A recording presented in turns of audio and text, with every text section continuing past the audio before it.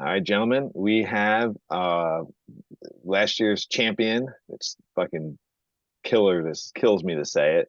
This Damage guy right Inc. here. Yeah, Matt, who picked 12th this year, joining us, as well as team change, team name change, I should say.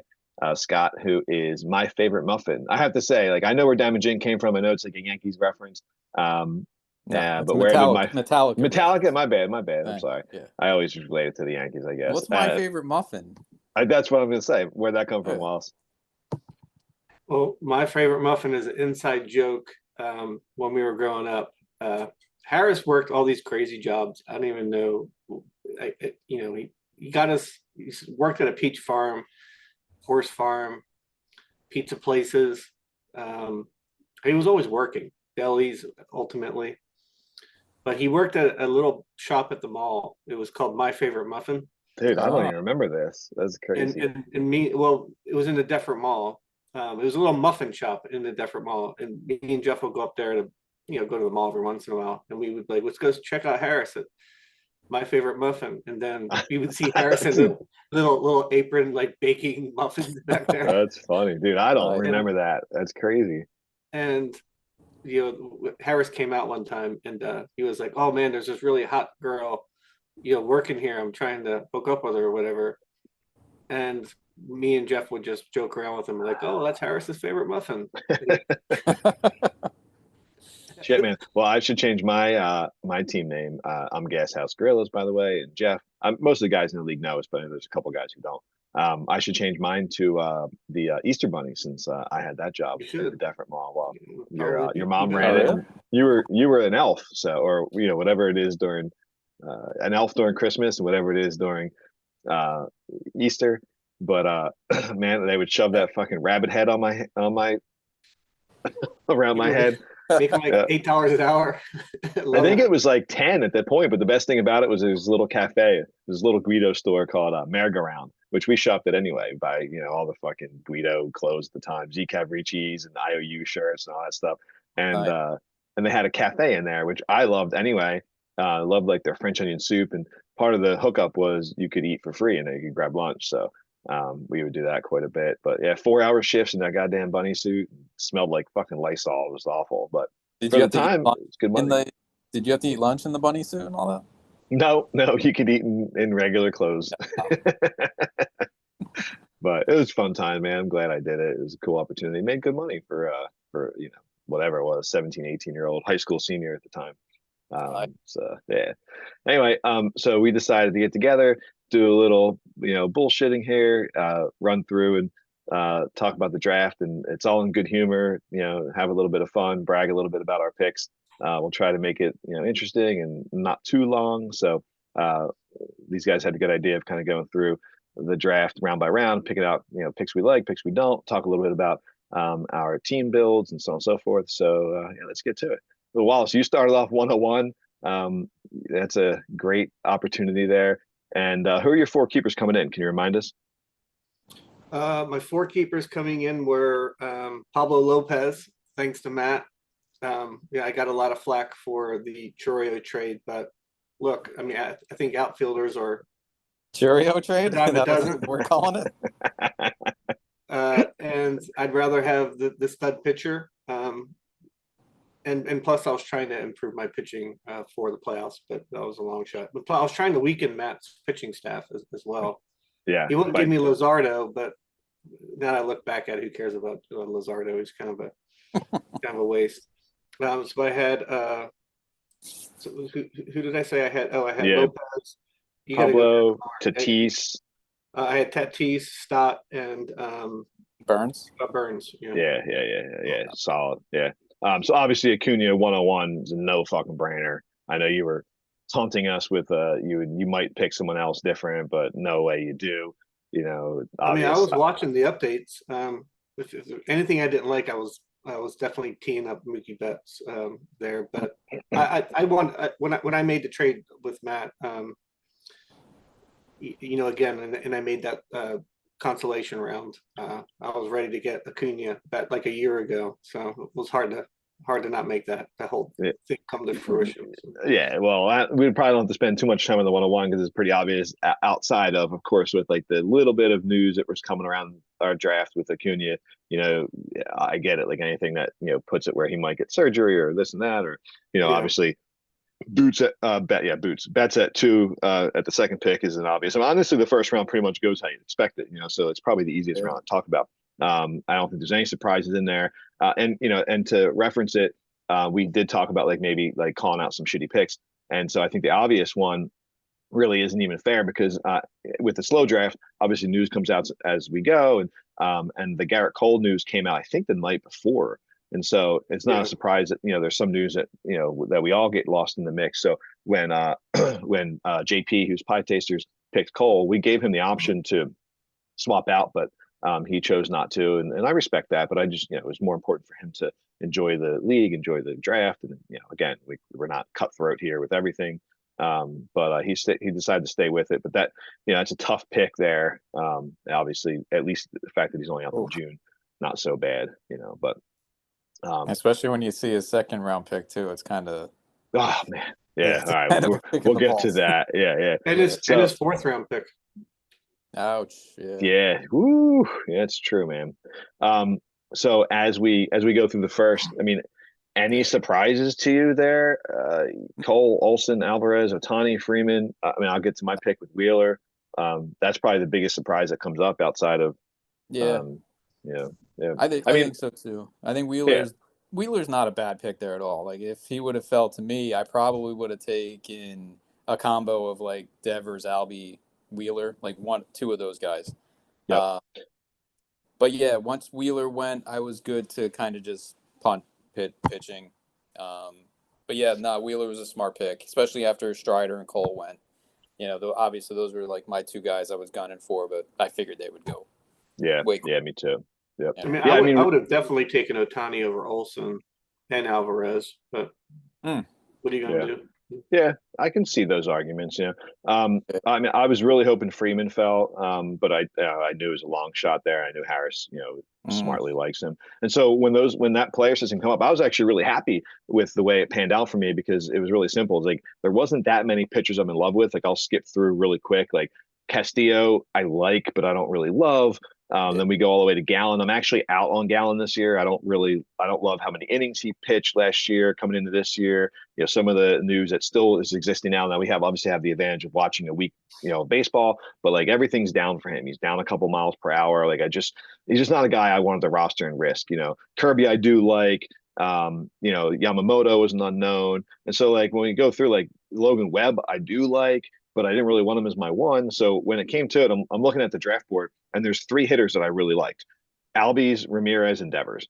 And you can only take 2. So with you sitting right next to me, I looked at it, it was like, you make the decision. So my plan would have been taking one of those hitters in the first and then Wheeler in the second. But I figured I'll take Wheeler, get the only pitcher that I really truly love on the board as like an ace, and then let you decide. And if I get Albies or Devers or Ramirez, cool. So super thrilled I got Ramirez because honestly, Ramirez is a first rounder, and we're only 2 picks into the second. But I was happy with that. And you took the 2 best hitters on the board that that weren't 2 third basemen. You want to talk about your keepers and all that stuff? Sure. Yep. So I came in with Tucker in the 7th, Bobby Witt in the 13th, and then super low here, Kettle Marte in the 22nd and Naylor in the 24th. So not a great first baseman, but for the round, I'll take Naylor. Marte is probably number 10 or 12 in second baseman, but at that round, I'll take it.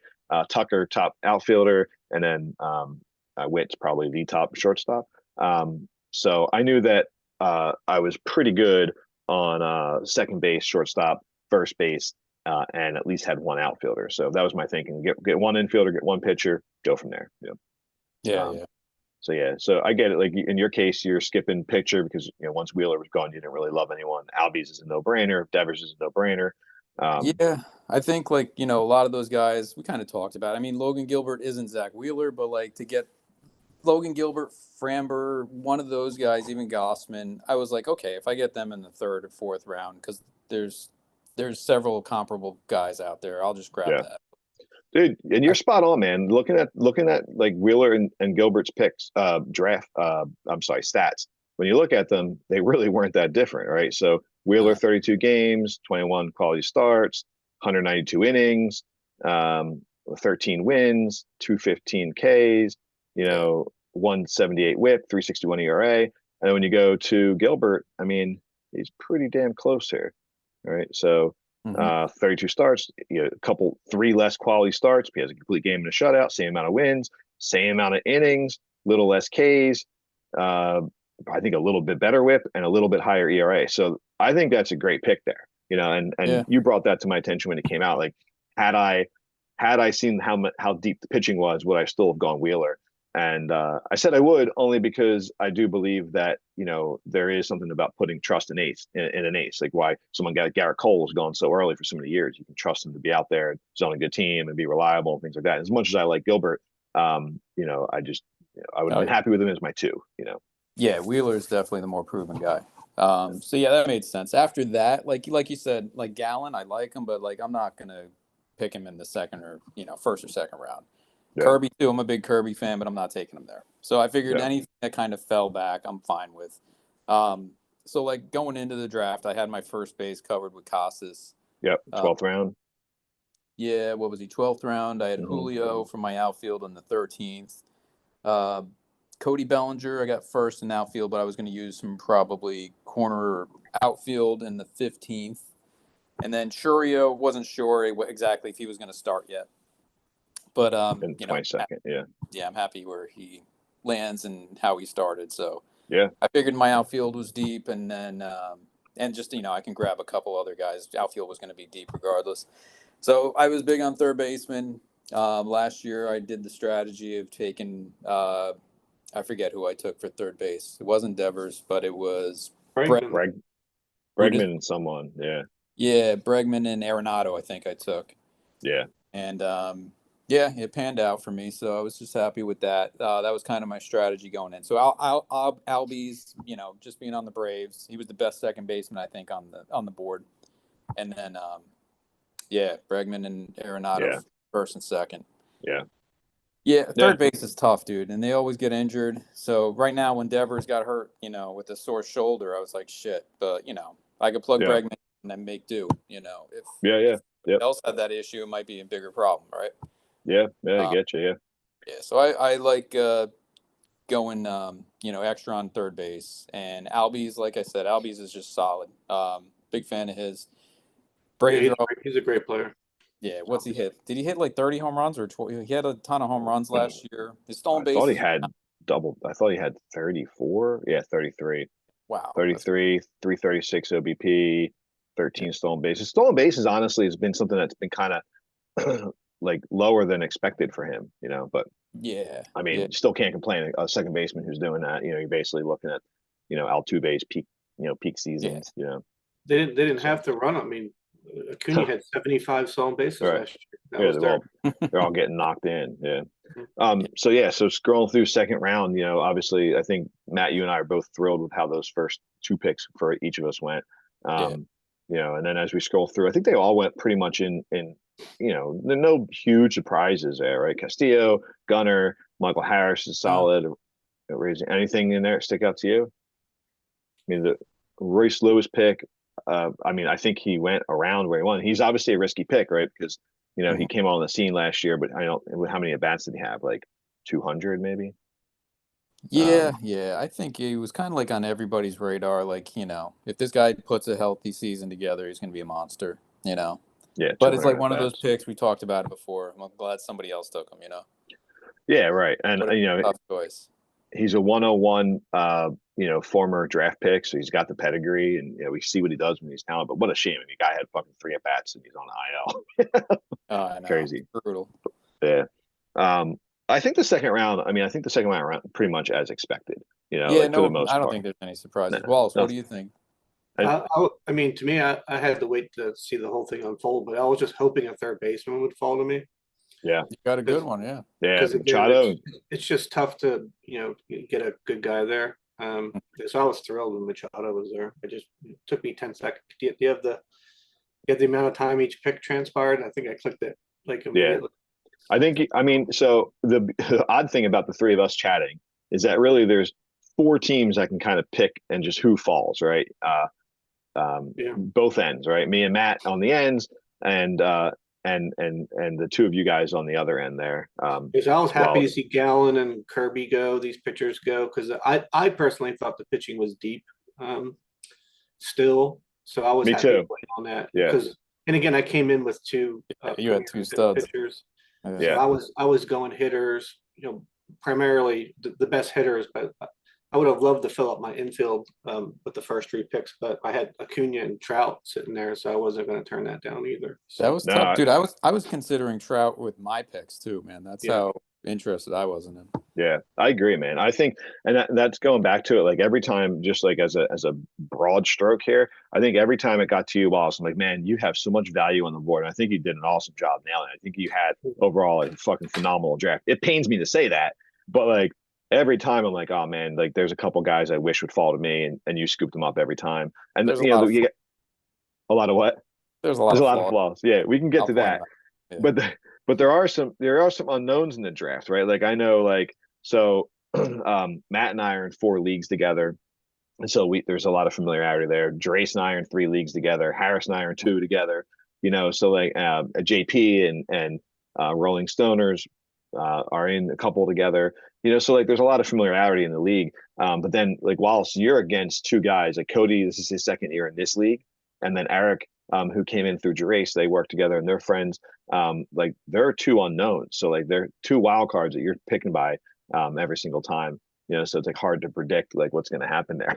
For obviously for you, again, you're just taking what falls. But yeah. yeah, but I thought your picks there were fucking like phenomenal. Like you got 2 guys that if they were taken in the first round wouldn't have been like head scratchers totally. Yeah, look, I was thrilled first 3 picks. Yeah. I started drinking and I forget the rest of the draft. Yeah, it Well, shows. I could tell. good thing is we're going to go through it. So Yamamoto there, I think he was he's pretty standard where he's going to go. Yeah. CJ Abrams. I mean, Matt, I feel like Your I love that favorite guy. I was you. thinking about Abrams, but Trout was there. I It's didn't. funny. Jeff, go ahead. You say it. Well, Matt and I have like I owe an apology for my criticism of CJ Abrams last year, but like he's just a player that like I like he's proven me wrong, but Yeah, like I still 100%. just don't fully buy into. Like I don't really want him on my team, but I mean I can't argue about the production. So I'm glad he Yeah, went. he's just a problem like on the base pass and extra bases. No, yeah, but I think Matt and I are both happy. Like, yep, I'm glad he went. True. Yeah. Yeah, I mean, his on base percentage last year was what 300, which isn't great, but 47 stolen bases, it's pretty great. So yeah, like I still think it's fair to kind of say like this guy still needs to prove it, right? Yeah, I mean yeah, he's young. How old is he? 24? He's super 23? young, probably. Yeah. yeah, So 23. Yeah, Jeez. So I mean, yeah, the guy could be a beast, but like I wouldn't take him in the 3rd round. That's just me. right. Yeah, I get why he goes there. Right, it's like the Jazz Chisholm thing, or I'm trying to think of the player who used to be like this all the time. well, I mean, look at the Mondesi.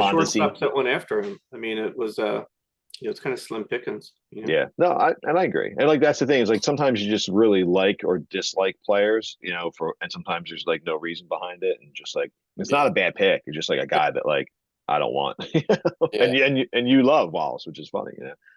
But moving on real quick, the next pick. Next pick is honestly one of the ones I want to say like I really hate. Like it's to me, it's like just an awful value.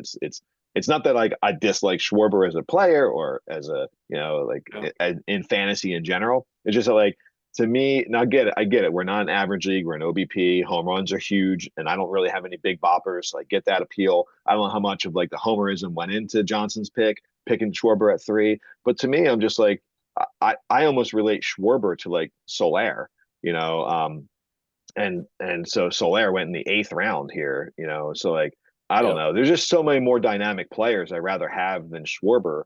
Um, so that's a pick. I'm just happy he went. I fucking hate that pick. But Yeah, I'm with you too. Like I'm done with Schwarber. Guys like Schwarber, Castellanos, not to pick on the Phillies, But I just, and Schwarber, you're going to get home runs and all that stuff. But yeah, I You're think not going to get RBIs. You're what? You're not going to get as many RBIs for those home runs. Yeah, I just don't. I'm kind of like souring on Kyle Schwarber. Definitely Yeah. out.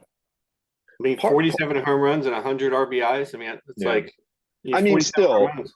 yeah, I get what you're saying. Definitely, like it's a poor relation, like or there's probably a better math term there that I'm going to use, but like even still, if you're going to tell me, I do like the fact that you're going to get combined, 212 RBIs and runs. I'm cool with that, but Yeah. 47 home runs I like, the 343 OBP I like, so I get it. I just, but more so, whilst to your point, that RBIs in relation to how many home runs you got, 47 home runs, you have a fucking 115 hits. Like that's crazy. Yeah. So I mean, total bases matter. So I don't know. I know. Looking at those numbers, it kind of makes sense. Any guy that gets 100 runs, hit almost close to 50 home runs, it's like, yeah, that's a no-brainer. That's a third round steal. Right. But just something about him, like just not getting on base enough. So the wheels could fall off. It just feels like at any moment. Like if he doesn't hit that 40-something home run mark and he finishes with a 300 on base percentage with 80 runs, it's like that's a waste. Yeah. Right. He doesn't give you any stolen bases either, right? Correct. Yeah. I think he had. Yeah, I mean, he actually had more than I think most people would expect. But yeah, you can't. It's not reliable. But yeah, I get it. Like if Johnson came on and argued the call and said, "Hey, man, like I picked him, and what's the difference between him and Goldschmidt?" 6 picks later, 5 picks later, like yeah, okay, like that's a fair argument. We could indulge in that. But yeah, just one of those guys that gets like a one trick pony, even though I just kind of proven that it's not to some degree. But yeah, I don't know. There's other guys I just rather have, dynamic wise. Arenado, I'm honestly kind of out on Arenado too, but I mean, I can't argue with, it's about where he's going to go, but third base is getting slim at this point. It gets slim. Yeah. I get it. I mean, Scooble, I love. Webb, I actually really like now. Freed makes sense there. Goldschmidt makes sense. I'll tell you, the Jazz Chisholm pick, like Matt knows, like I was all out on him last year. But here's the gist. I just think there's certain players like you just, I just, for me at least, I call them dogs, right? And not in a good way. Like he's just a dog. He's generally more interested in how he looks and the flashiness and relying on pure talent than effort. But then this year, and he was always injured. But this year, some of the things I was reading was that, especially like with Rojas leaving and him kind of taking over a little bit more of like that, quote unquote veteran leadership role, and how he changed his diet, wasn't literally fucking eating McDonald's every single day. I can't believe it. Like that is still the thing in today's world. Last person I heard to do that was Chad Johnson. In football, but like, so the steps to improve, like kind of eliminate some of my concerns about him just being like a flashy showman. So he has natural talent, obviously, and so if he hones that, that's where I'm kind of in on it. Obviously health is one factor that like some people can control, some people can't. But I was actually looking to take Jazz there. That was my pick. Harris sniped me, so yeah.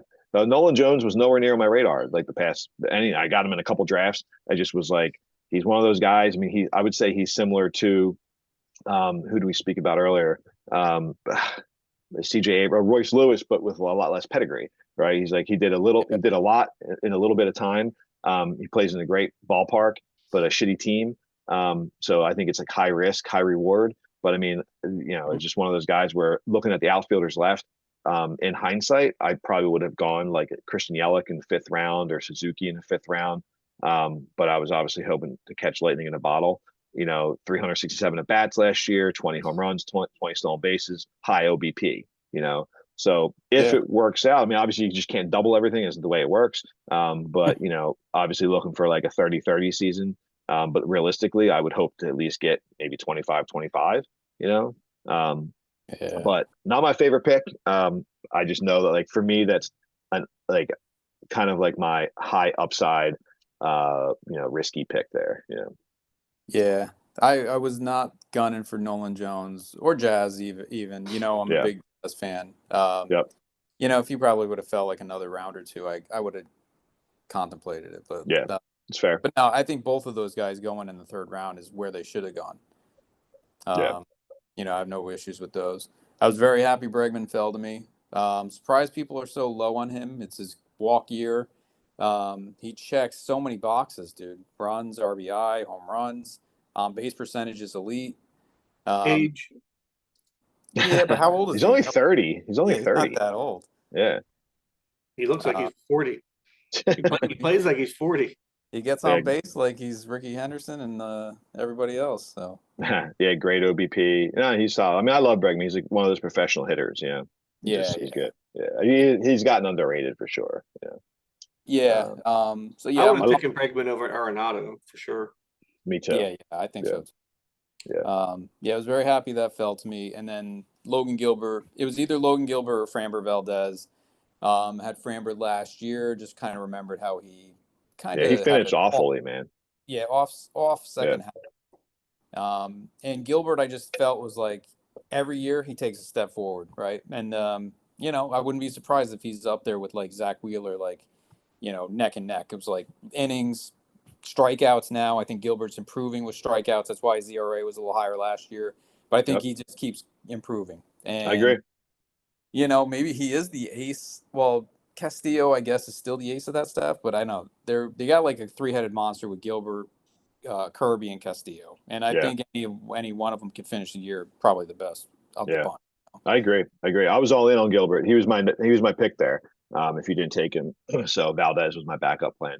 Um, but Yeah, I'm a firm believer in Gilbert. I think next year he'll go a round higher, if not more. I think so. Yeah, Yeah. Um, yeah, and that whip is just elite too. Always yeah. been a fan. He doesn't walk Yeah. people. Same with Kirby. He doesn't walk people either. I don't know if it's No. something with the pitching staff or what, but Yeah. Or scouting that they go in and get those guys, and great ballpark too. Can't that there's no yeah, concern. It's not like it's Cincinnati, or Philly. So Valdez was my backup plan, and not really much to say. He's solid. I'm happy with him. I think Gosman's a fucking great steal there, right? Because the reason why he fell so far was because of the news of his injury, right? He was still unsure yeah, of what he was going to do. But I mean, I think on most boards he was top five guys. When you look at top five, that probably puts him around that Gallen, Kirby, Yamamoto round, right? Going before Scooble. So, Harris probably got him a round and a half value based on that, I think. I think Agree? so. Yeah. I mean, really, Yep. you can flip flop Gossman and Jazz Chisholm. They both kind of Right. going at it. Yeah, exactly. Yeah. But that's a great pick. Yeah, third round Yeah. or fourth round. Yep. I mean, assuming injury doesn't come back. Yeah, of course. Yeah. Yuri Perez at the time, great pick. Bummer to hear the news that came out. It's fucking awful. Hate young guys, having that happen to them. Blake Snell, I think I'm not a Snell fan, but obviously you can't argue with the stats he put up last year and where he went. The fact that again you could flip flop Derek's pick here, Derek's $90 donation. You could flip flop Snell and Fried and it wouldn't look weird. Yeah, true. You could flip flop Snell and Gallen and it wouldn't look weird to me. So. Mm-hmm.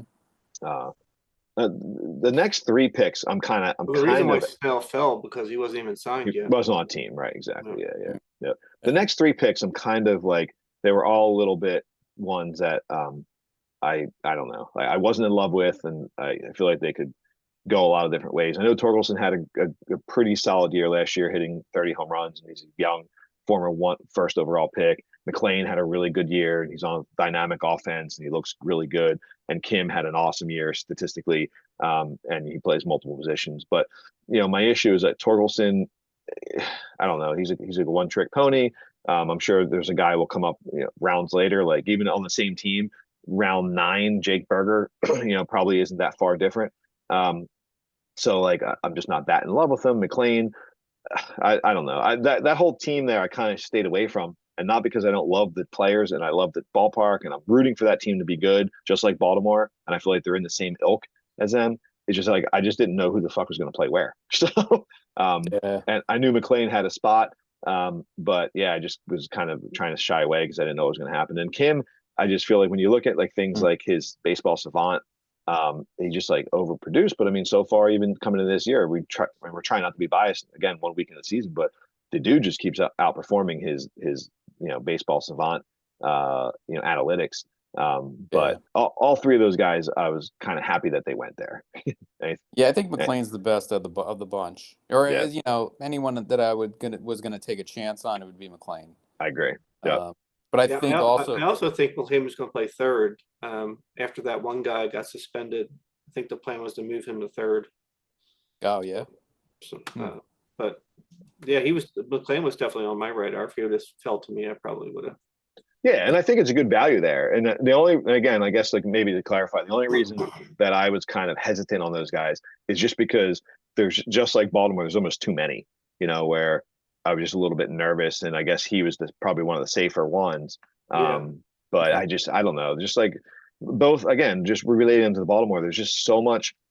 Sometimes rookie hype that you don't really know, like where. I mean, McLean and Nolan Jones, for a good example, had really good years, and Yeah, in a limited run, but that doesn't necessarily make them like uh, prospect and young guy development isn't always linear. yeah. So that there's I'm always a little hesitant on it, but I yeah, think there was some panic in those picks as well because you look at their first basemen that are left after that. There's some good ones. I don't remember if Vinny P was kept or not. Was he, or do you he know? no, wasn't. No, Okay. I mean, yeah, you could have probably grabbed Vinny P a couple of rounds later, but again, I'm guessing he expected Torkelson to take a big step forward. He did have a pretty good year last year. yeah, Uh, yeah, he yeah, did. McLean's not proven, but still, he checked a lot of boxes last year. He did. Yeah, what did yeah, I Torkelson? think McLean's a player, man. Yeah, I do too. Yeah, yeah. Torkelson had 31 homers, 94 ribbies, 88 RBIs. And how old is Torkelson, right? Because he kind of skipped minor, 24. Yeah, right? 24. Yeah, Yeah, yeah. yeah. So Last year again, was I basically get his that. AAA year. Yep. Yeah, I get that. And McLean had, and remember those guys too. The hard part about them is that they're the 2020, right? Where there's no season at Yeah, all. You know, yeah, McLean had a really good year where he played, half the season basically, yeah, 16 homers, 14 stolen bases. Again, I'm just going to relate him to Nolan Jones. Like to yeah. me, like they're the same like idea and hope. Just different positions. 23 doubles. That's pretty impressive. And Yeah. Yep. Yeah, And Kim had a pretty good Kim had a great season. he He did. played, Yeah, yeah, pretty much he played 152 games whole season, 351 OBP, 17 homers, 38 stolen bases. So I mean that's a great shortstop. yeah. Um I just, some of the things like I'm not thrilled with, and we probably pulled this up before, but I just don't like the analytics, and like I only really use it for like pulling in uh, guys like where I'm kind of torn on. So when you look at like his analytics, like he's great at, like not striking out basically, and he's a great fielder. But I mean, his analytics for like hard hit and like Yeah. average and all that stuff, awful. Like 3%, 7%, 14% of the league. They're just things like I just want to stay away from. But yeah, but I mean, last year was his first year in the majors, right? yeah, and sometimes Yeah. guys just outperform or underperform the analytics. Well, So you mean he's getting to adjusted to a different league, a different style of play, and the speed of the game. And yeah, I mean, I wouldn't have taken him there, but obviously, if you take him that high, you're expecting him to. yeah, repeat what he did. Yeah, Yeah, and it's definitely possible. yeah. Obviously, proven that. Yeah, he's going to take a step forward. Yep. I think the rest of the round, and we'll get to you, Wallace, in a second, but went pretty well as expected. Eflin's cool, Yeah, Walker, cool, super underrated first baseman. yeah, I mean, you could challenge his stats next up to anyone in the third round or probably even second, mhm. um, as far as that position goes. Will Smith, I think, was the first catcher off the board. Yeah, Yeah, that's way too high. There's Yeah, so many pitchers this year. yeah. yeah, right. Uh, That's the problem. It's not that Will Smith isn't maybe the best offensive catcher in the league or plays on a great team. It's just that like it's such a deep uh position. I know I fucking overdrafted my catcher when the draft is finished, but if you look at him versus like where Ramuto go, like round 10, so Yeah, 6 rounds of value, like that's my only issue is like when you're looking at this, really what we're doing and for the sake of our conversation is just like picking that's the definitely the value of worst it. pick. Yeah, I mean, if Yeah. you think about you getting Gilbert or Gaussman or and then Will Smith, I mean, there's a big gap there. Yeah. Well, I would yeah, almost look at it as like who is left in the next round. And maybe again, this is kind of the disadvantage we have on the ends is that like you're predicting a run. I did that a couple times, right? I'm trying to either start or predict a run. And so he's looking at it as like, it maybe in his eyes, Will Smith is the 101 basically catcher, and he wants to grab one before you grab one, and then he's going to take whatever leftovers you have. But no one else went catcher after that. So like he I just know. maybe miscalculated or just really loves him. And again, I don't think on like ADP it's necessarily a bad pick. I just think on value it's a little bit shitty. But Yeah. Talk about shitty. Look at these next two picks. oh man, I disagree, dude, and I think you do too. But I love both those picks. A little bit. Well, look, I hate saying I actually had to do a curveball because my strategy was to get bats because I felt good about my pitching, but I looked at the pitchers Look, but available. wait, and just real quick, just to add to that, you felt good about pitching because you came in with Pablo and Burns. Yeah, Right. So Right. I didn't feel pressured to get pitching. I was hoping just load up on all-star premium bats for a while, but I mean at this point in time, all of the top arms were kind of going, and I had Grayson last year. I watched him finish strong. I like the Orioles this year. I think he can pile up more wins. He'll get a Good lot more ballpark. Support, Yeah. Good ballpark. So, and Bobby Miller on the Dodgers, I think he's I was thrilled to get him there. I think he'll get a ton of wins if he stays healthy, and he'll basically get every stat you got. I'm a huge Bobby Miller fan. I'm all in on Bobby Miller, as Matt knows all too well. Yeah, I think you got two of, if not the two best youngest like second year pitchers in the league, and I forget where the Seattle guys fall into it. Kirby and Gilbert, I think they're maybe a year further along.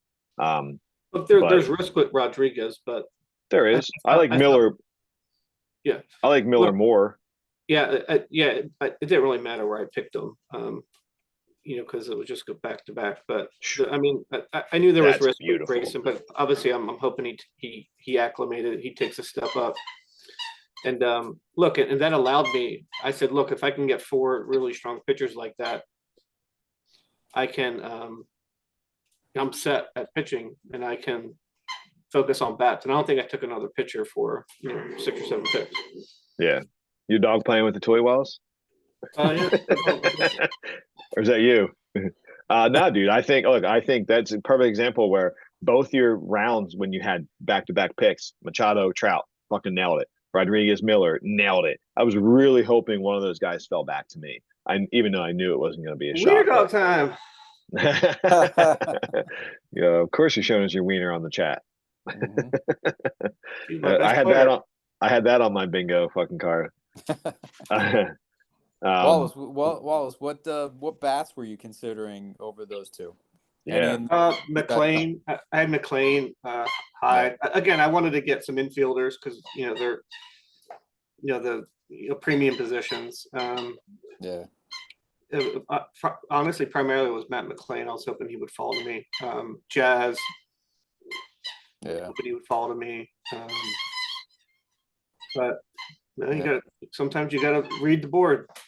Yeah. No, I think both those guys went exactly where they should have gone. Rodriguez and Miller. Like I said before, I just need to see like more from these guys before I jump into the pool. Yeah, that Reagan's was on my radar too. But I mean, look at the pitch. I mean, Cody Senga. I think there's a big difference between the guys I got and guys like Senga. I don't know about that. I don't know about that. I'll get Jeff started on Senga, dude. Oh man, look, if Senga wasn't Dylan Cease. There we go. I won't argue those guys, but if you look at what Senga did last year, I mean, he had a rough start, and then to your point, Wallace, with Kim, and honestly, any of these guys, right? Yamamoto this year, Imagama, but I mean, the sake that these guys not only have to come over and adjust the game, the ball's different, the whole game's different. Also, they have to their whole life is different. Imagine if we had to go over to Japan and acclimate, learn how to fucking live. Where do you take the subway? How do you drive? Where do you eat? You can't fucking communicate in your own language. All those things. We always look at baseball players or any athlete really as just almost like robots or machines. But the fact that these guys have lives, they have relationships, they have families, they get illnesses. How old is he?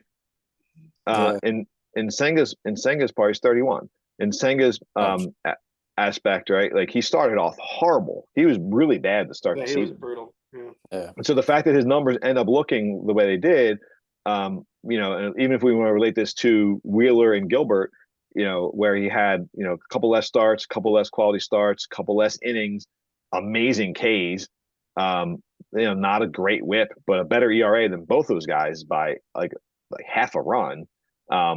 Pretty fucking impressive. Now I think he went this low only because he's hurt, so his reward for all that was that his arm almost fell off at the end. Yeah, his shoulder, right? Yeah, I get it. Yeah, I'd rather have the upside of Grayson and Bobby Miller than Senga. I would too, but yeah, I'm just saying, like, I like the Senga pick there. Yeah, I think Grayson and Bobby Miller over what 1, 2, 3, 4, 5, probably every pitcher that was taken after them. I would rather have those two guys. Yeah, I agree. I mean, I'm all in on Reagan's. I was really hoping he fell. So that group with those guys. Yeah, I wouldn't have complained if he went there. And yeah, we chatted about this before. I like Ryan. I said I'm not really that big on Bybee. I just don't. He's a guy I just don't know enough. I don't know. Like I'm claiming ignorance on it. So by no means do I have any argument against it. It's just like he's one of those guys that just has like bypassed my radar. Look, I like to be a trendsetter when I draft, and by taking two guys back to back like that, you can see there was a little mini pitcher run after that. Everyone's getting nervous. I think you actually were in the midst of the pitcher run. I decimated Fried, Webb, Skubal, Yamamoto. And look at Morty at Joe Musgrove right there, man. Morty was sweating. That was a panic pick. Yeah, you could tell. A little underwear out here. That was a great pick. And he was drafting ahead of me, so his whole draft was just, I will tell you my strategy there, and I will tell you that I got fucked over in that pick. But real quick, in between the Suzuki pick, right? Fifth round pick here, right? We go Grayson, Bobby, Senga, and then one of the picks I put as my poopy pants picks of the draft is not because I dislike the player, not because I dislike the anything about the team or rostering the player, but taking Evan Carter there, I'm just fully out on. And I like the guy. I think that like everything he did last year, shows me that he can, do that again. But in the 5th round, like to me, that just was a huge reach. I'm super happy he went. Like I don't know, like if you're gonna take those young guys, and why not take the Langford or Holiday, either there or later, because at least you can keep them, So I just don't know. Like, I guess here's the question. I'm asking rhetorically, but like, what do you expect of Evan Carter to do this year? Like, what's his upside? I mean, I don't know. That's the part that I have a concern with. But I was wrong. I said the same thing last year about Corbin Carroll. Harris took him in the 2nd round, and I blasted Harris by saying, "Why didn't you take a Rosarena in the 2nd round, in the middle of the 2nd round, over Corbin Carroll? Because what's your upside of Corbin Carroll?" And I got proven wrong. But I mean, I don't know. I just don't know. I don't know what you expect, and like it's way too small of a sample size for me to feel comfortable with a 5th round pick there. Yeah, I think he had a good run in the playoffs as well. He did, and he hit high in the lineup. Yeah, he did. I think it's a little too early for Evan Carter, but I could be wrong. I agree. Yeah. I think the rest of the round went pretty much as is, and so I don't know if anything sticks out to you guys, but I'll explain myself, and then you guys can, if there's anything else that sticks out, tell me. But when we get, my whole plan here was pretty simple: Suzuki, and Reagan's. That was my plan. Suzuki and Reagan. So I knew Reagan's went off the board, so my second pick was immediately like, all right, I'll go debating between Musgrove and Luzardo. I just personally like Musgrove's team better. To me, they're very close in everything else. Luzardo's got, I think, higher upside, but a lower floor. So I felt like Musgrove was a little bit safer in there, outside of maybe a little bit more injury risk. And so I was like, all right, I'm all ready. I got Suzuki lined up. I'm going to go Suzuki. And then if Matt takes Musgrove, he's probably not going to take 2 pitchers here. I'm going to take Luzardo. And if Matt does take 2 pitchers here, I'm taking Bogarts. So so Reagan's goes, and then right before I pick, Suzuki goes. I'm like, fuck, all right, I'll take Musgrove, and then I'll let Matt choose the two guys. I'll see who's left. He takes Bogarts and Luzardo, and yeah, so I kind of got boned there. But yeah, I think we both had the same mindset, dude. Because I was going Suzuki if he fell. Disappointed that he went. I'm all in on Suzuki this year. I think he's gonna have a monster year. Kind of like what we were talking about with Kim. Like these guys have, take some time to adapt, and I think Suzuki's ready to like just be a monster this year. yeah, So he went off the board. So I was like, okay, it's. I was hoping like you look at Musgrove and Luzardo after that. Like I'm not taking Dylan Cease, right? yeah, And after that, it's really a crapshoot. Maybe Jordan Montgomery, but I don't even know about him. no, So it was either Musgrove or Luzardo. So once you went Musgrove, I was like, oh, thank you. I kind of wanted Luzardo a little bit more than I see Musgrove. that. Yeah, Yeah. And then yeah, Bogarts is a stud, dude. He's another guy that's just unsung hero. Switching to like second base this year, so he's going to get yep. that eligibility. Leading off for the Padres, Tatis and Machado are going to be smacking him in every freaking at bat. I'm Yeah, they all in on will. Bogarts this year. Yeah, it's funny because like he used to be like a super stud shortstop, and I feel like as he's gotten older, like there's less expectations of him. Mm-hmm. But I feel like his stat line has kind of evened out, where where he's more of like a safe, like kind of 377, 350 OBP, 19 homers, and had career best 19 stolen bases, but 170 hits. I mean, he's probably close to the league in today's world. Yeah. And plays every fucking game. So And yeah, I he's think just like, he's kind of known, like he probably is considered to have a down year last year, right? His I agree. first year. Yeah, the whole team, Yeah, yeah. that whole team. But yeah, and so I think like obviously losing Soto and I know that team changed a little bit, but I still think I think he's at least going to reproduce last year. Yeah, I was very So happy he fell. yeah, I agree. No, I think your picks are great, man. And Teoscar for me was like looking at what's left on the outfield. There's some guys I like in there. Like I like Langford, but I wasn't going to take him over Teoscar. Mm-hmm. I like Josh Lowe. I'm a little hesitant on like Tampa and their and his lack of hitting lefties. And like if you ask me what lineup I like better between Teoscar's Dodgers and Lowe's Tampa, Yeah, McCormick I like, but I just I know he's going to hit lower in the lineup. And then like keep going. Like there's other guys I like in there, Riley Green, but just no one that I felt like could do what Teoscar did. So I just was yeah. like, hey, I need a bopper. I didn't have any boppers at this point. I have guys like Ramirez and Nolan Jones, who's obviously a huge, not known, an unknown, but like I needed someone that could hit 35 home runs potentially. Yeah, he's in a great lineup. I think Teoscar fell into a great situation. Yeah. Anything else stick in this lineup in this like portion of the draft? I mean, this is where it gets weird because everyone has different needs, but um, Yeah. anything you really dislike? I know Matt and I are on the same page on this one. Go ahead, Yeah. you can blast him. I think I think we said it to his face. Like, what are you taking? Oh, I think we actually traded text. Like, he's going to take Nolan, or what's his name? Castellano. Yeah, yeah, And, you did. You were right. Yeah, yeah. I actually thought he was going to take Castellanos with the Suzuki pick. you did. I was hoping he did. Me too. God damn. Yeah. But So yeah, Harris, I'm all on Castellanos. me too. For all the reasons we said. It's just trending just in the wrong direction for me.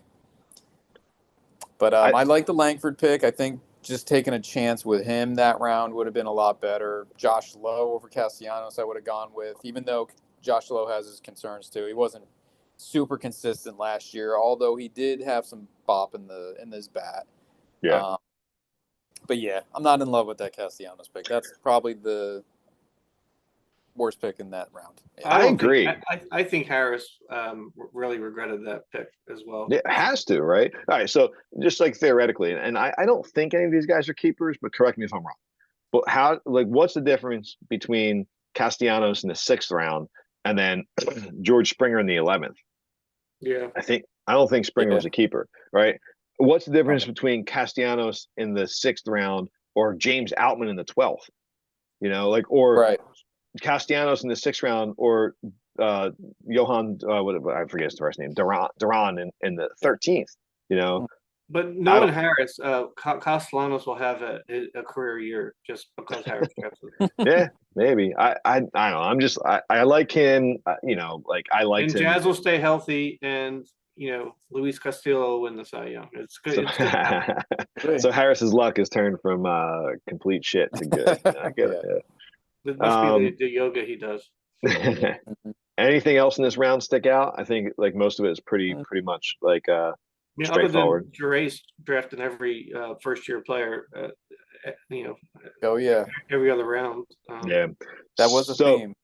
Gerace, a couple things. One, and I just know this, and some I'm kind of filling in here, ad-libbing, but Gerace is worried about the thing I was talking about earlier. Where we're in a lot of drafts together, me and Matt specifically, and so he knows that the two of us in the corners he has to protect against. Yeah.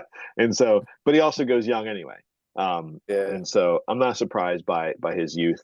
I But feel look, like he. I mean, I'd rather have Langford than Castellanos. I think Langford's Me going to be a hell too. of a player. Yeah. It's just, yeah. I mean, I don't mind that pick at all. I think it's actually a solid pick, but Yeah, I I mean, agree. it's a big risk. Obviously, he could totally hit a rookie wall or whatever. Right. The worst case Yeah. is he sucks and he gets dropped down. But I mean, so Yeah. yeah, I get it. I think Langford coming in with the college experience, like those guys are just Yeah. way more developed than the regular.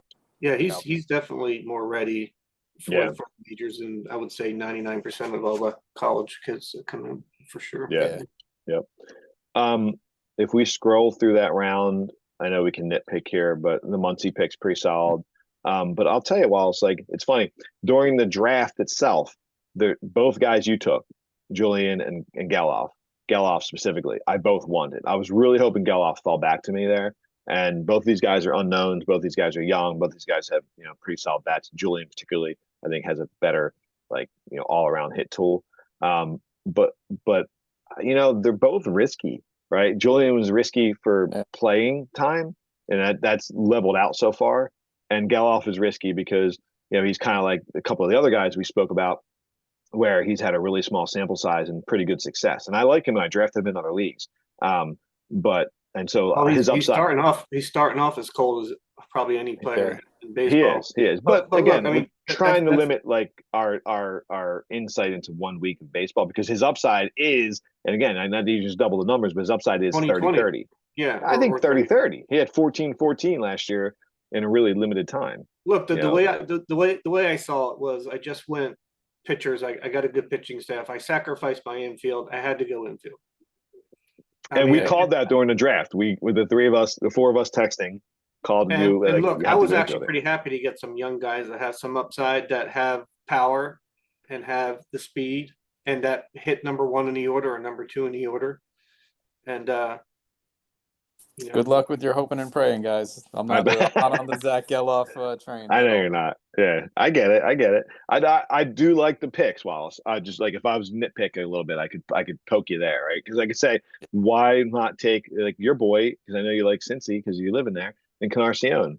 Like I don't know if you needed the first baseman per se or third baseman, but no, I like the first baseman I got later. I was looking at the boards. Look, infield's tougher than the corners. Yeah, you really punted on first base, right? A couple rounds later. Paredes, actually, the next pick, Paredes. Oh, okay. It is interesting though. To your point, Scott, like middle infield, and we knew you needed to go there because you had nothing yet. Yeah. There is no middle infielders that go outside Jackson Holiday until Swanson. Okay, these India and Torres, I think, were keepers. Well, India might have been. Yeah, Torres was. I think you're Torres right. Definitely was. Yeah. I'm not sure about India, but Torres definitely was. So like, was Cruz, right? Yeah, I mean, look, I looked at the board, and I was actually happy those guys fell because I didn't see much after that. That excited me, right? These guys were exciting. They got incredible potential. I just hope that they grow into it and play out. I mean, Julian's a hell of a player. I mean, like, I think so too. I'm all in on Julian. I love Julian. I'm just really surprised like there's so much like platooning with him right now. But Minnesota's like a mini Tampa with that, Yeah. But look, so the platooning is not the end of the world. I mean, hopefully it improves his numbers because he's hitting against the opposite side the whole time, and Right. as long as you have another guy to plug it in when he's platooning, a solid guy, it could work out. But Yeah, like I I said, agree. I was getting nervous there. You guys Oh, knew, he admits it. I knew. Yeah. Look, I had to go infield there. I was pretty thrilled to get two guys, especially after punting the infield, to get two guys that I thought had just as much upside as a lot of the young players. And Yeah. so I was No, pretty happy. I agree. I agree, man. I think there were solid picks at the time. I know there's nitpicking we can do. Just like they are high upside. Yeah. For And me wait to get personally, to my other first baseman I picked super late that I really like. all right, we'll get there. For the next two picks, personally, like they're both players. I'm like, thank you. Like I don't care about Santander. I get like his, he can I pop like 30 home runs. Santander. I think he's solid. I like him too, but like I just don't want Look him at on my his team. stats. Look at his stats. Yeah, he's another guy. Like every time I see his, He's so consistent. yeah, on the Yeah. highlights, he's always hitting a home run or doing something good. But it's just a Yeah. guy I would take on my team probably. No, I mean, look, 152 hits. Yeah. I agree. 325 OBP, 28 home runs, 95 ribbies, 81 runs. I get it. Look at the doubles. Go back. Oh, the 41 RBI, doubles. impressive Yeah. too. Yeah. I guess like again, this kind of ties into like I've said this before, but like I relate Baltimore and Cincy kind of similar. That like there's enough Yeah. depth. I'm not so much now Cincy due to injuries, but like if these guys slack and Santander he's missed time due to injuries, which I just think he's obviously a professional hitter. I think he's not the good. past 2 years, but yeah, he is. He is, and He'll it's get you a solid. whole whopping 5 stolen bases. Now he probably lost.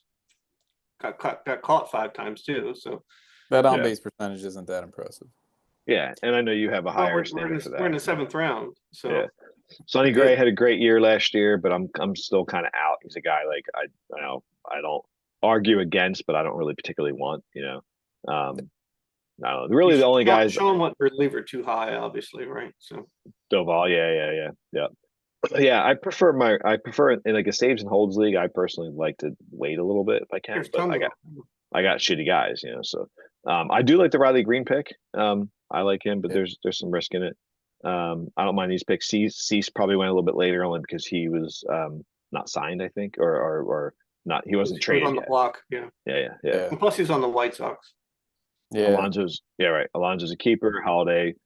We could debate that pick the same way we did the Langford pick, but I guess it makes sense there. A little bit early, but where else is he going to go?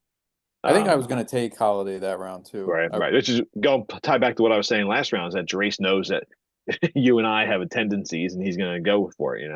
Yep. So I did that. I did this too in the 10th round, which we'll get to. Bailey Ober, cool. It's fine. I had a keeper, and then you took two guys that I want no parts of, Matt. Even though I don't want no parts with him either, but I felt like I punted enough where I had to take. I think Bassett was safe. Just looking at like his history, I felt like he was a safe pick. He was gonna be my number 3 pitcher. And look, and quite frankly, in that round, that's what you're drafting. Yeah. Right. Exactly. Yeah. So yeah, Bassett, and then I took a flyer on Sale. I think Sale, all the hype was just really good on him. He's healthy. If anything, I know he'll help out my K per 9, even if he drives up the ERA. He's on a great team.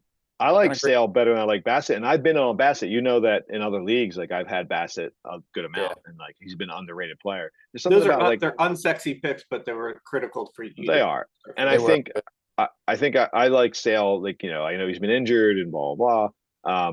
I think more so for me, it's like you drafted 2 35-year-olds.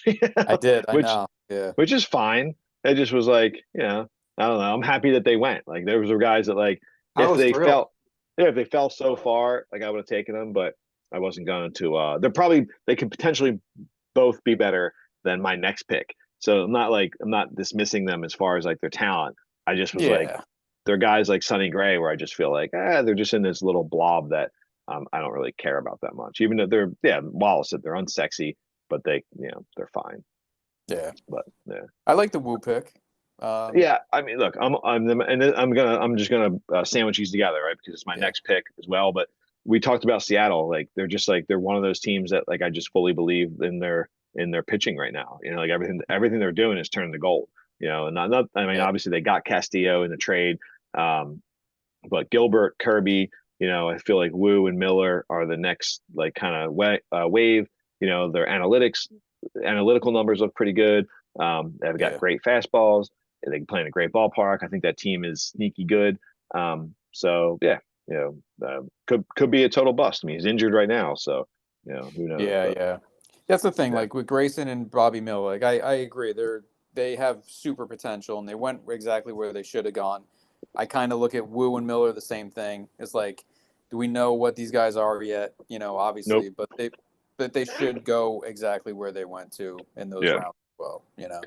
And using those guys as an example, like kind of took those guys as like hopefully being the next like round of like Bobby Millers and Reagans and guys like that. And maybe they're not, but at that point, who else am I going to draft after that? Carlos Rodon, I know what he is. Yeah. Uh, who's in a Hunter Green? I kind of know what he is. Jordan Montgomery, I know what he is. So to me, Yeah. I'm taking guys that have potential ace-ish upside. Yeah, yeah. But, Yeah, and you yeah. can do that after you have Wheeler, Valdez, and Musgrove. Right. Yeah. Yeah. Swanson. I like the Swanson pick there, man. Sneaky good. Yeah. All these Yeah, he guys. should have probably. I mean, you could argue that he could have gone higher too. Yeah, 100% agree. I mean, we talked about Lane Thomas before. I mean, can't argue those numbers. I'm not huge on him, but he's he's solid. Yeah, Nothing in a lot of keepers in this round. A lot of keepers. Yeah. Uh, Nola. I don't remember if India was, yeah, but Torres definitely was. Nola definitely was. Judge was. Pablo was. And then now you took your first baseman, Wallace and Paredes. Yeah, what Not you're a fan. thinking? Now, I'm not a fan either. But I mean, again, Wallace is going to argue. I'll set the argument up. Wallace is going to argue that the dude hits 35 Oh, wait home a minute. runs. Paredes hit, what was that last update? Yeah, home run. I don't know. Look, I mean, I'll go. look, I mean, at this point in the draft, since I That's punted first base, yeah. I'm looking for a guy that can get me on base and hit me 30 dingers and 100 RBIs and bat fourth in the lineup in Tampa. Yeah. He did it once. Yeah. So Matt's an ageist in the other way, by the way. I don't know. No. Go And ahead. plus, Yeah. plus Paredes plays third base, so I like the pick. I get that. I like that too. Yeah. He's a guy that's never on my board, but maybe I'm just behind on, but Yeah. yeah. You can't argue with the numbers last year. They were really good. And he went where he should have gone. It's just one of those guys If he gets me the numbers he did last year, it was an absolute steal, that pick. Yeah. But Oh, the good risk luck with is that that. he Yeah. won't lose that. That team is interesting, man. Like I feel like I mean I always trust Tampa. They've done so well. They're sneaky good, like the whole Moneyball thing. But I mean, I feel like they're a team that takes a step back, and some of it's not to their own, not their fault, right? Like you had a great staff, including like Jeffrey Springs and Rasmussen, and obviously McClanahan. Like you lost. I think I'm missing. And Tyler Glass. Now you lost 4 pieces of your staff, and like 2 of those are flat out aces. And now you have Shane Bobs, who you're hoping on, and Pepio, Taj Bradley, who's not even up yet, but or he's injured and not up yet. And so like the Savali, that whole dynamic has shifted where like I'm just kind of out on that team this year, Yeah. Yeah, I mean, Paredes gets off to a slow start. The team is just always has like guys waiting in the wings too. Next man up.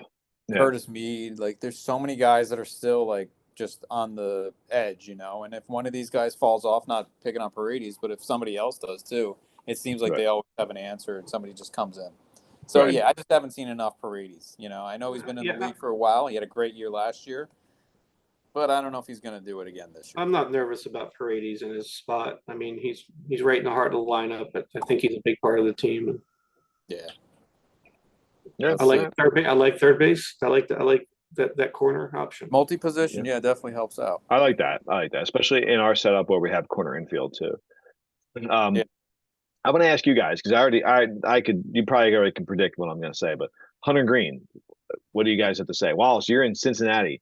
What are you in on Hunter Green? Are you out? And I'll before you start to ask, Matt has been in on Hunter Green for years, but I know he's finally out. So what do you guys say about Hunter Green? Yeah, I've always been out on him. He doesn't he barely pitches 5 innings to get a win, and he's not going to get the quality start, and he'll probably get hurt because he throws 100 miles per hour. I mean, the word in Cincinnati is Lodolo is the better long term prospect, and he always was. And but Green's a little bit flashier, and he's been able to stay on the field a little bit more.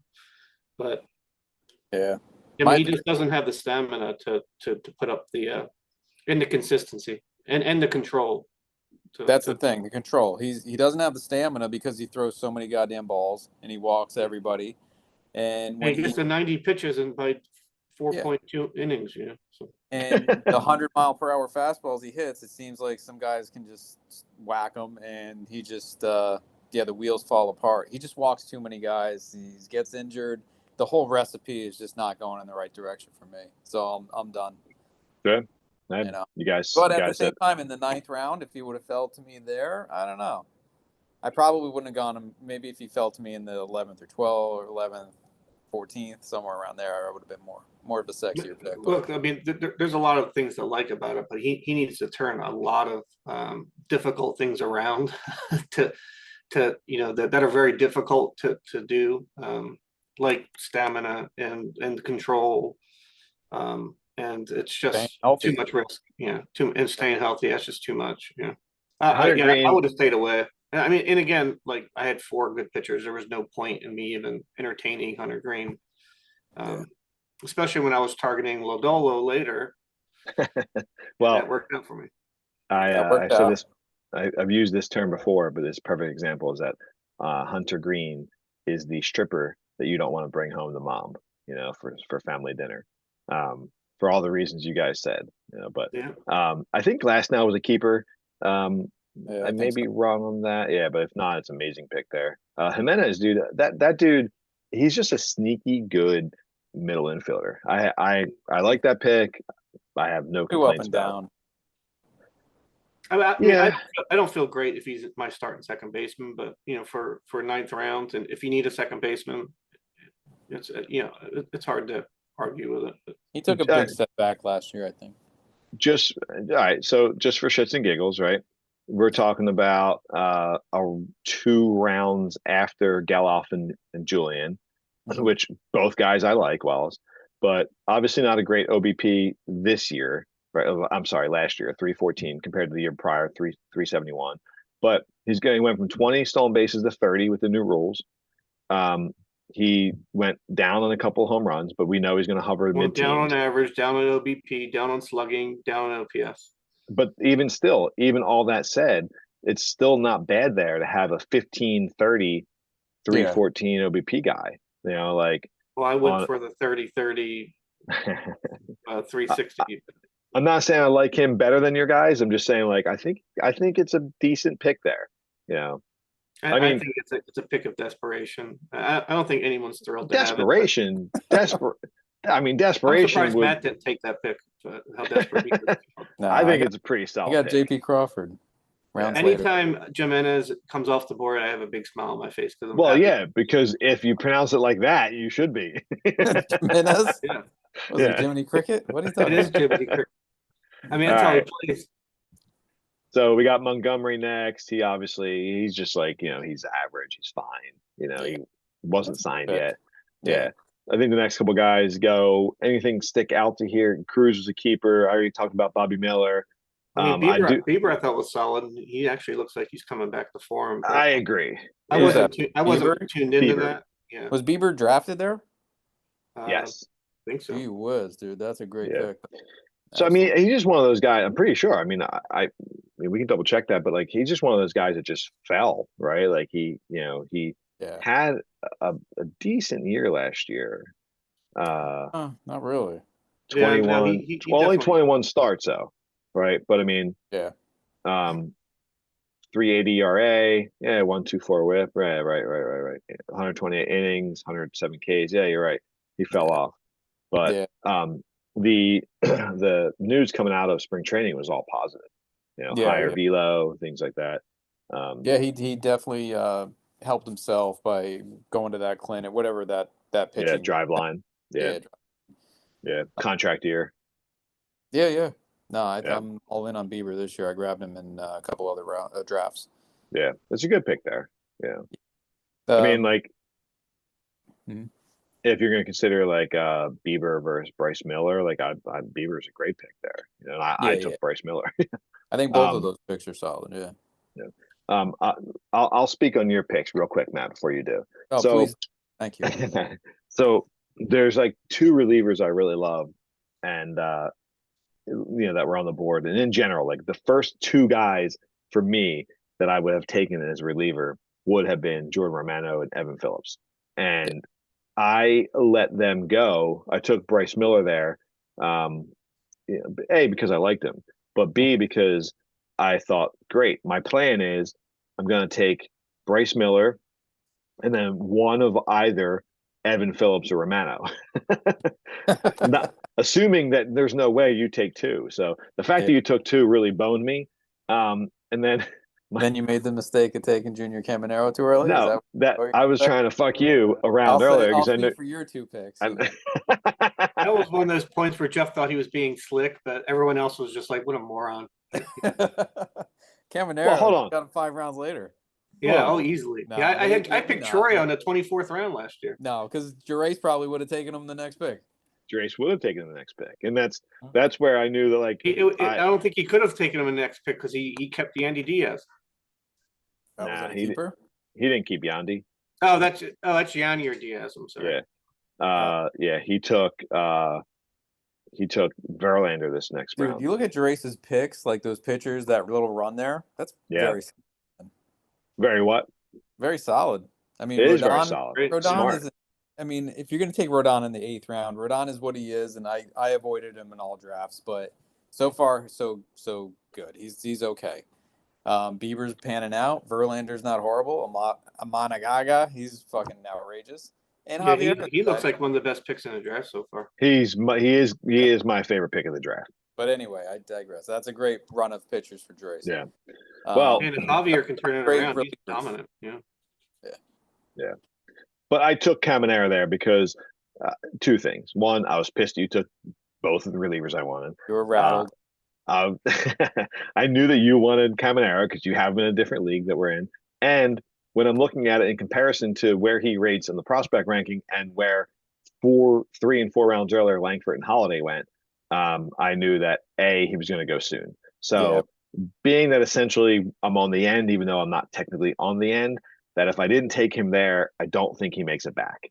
I don't know if someone can respond to that eventually, not you two fools, but someone else. I feel like Gerace and Derek may have said they would have, but it was early. It was early. But I mean, I would challenge that again. I'll be rhetoric about it, but like, how much earlier is it than Jackson Holiday? You know, he can get as much playing time, if not more, on a team that might need him more. And he went 3 rounds later. No, Yeah.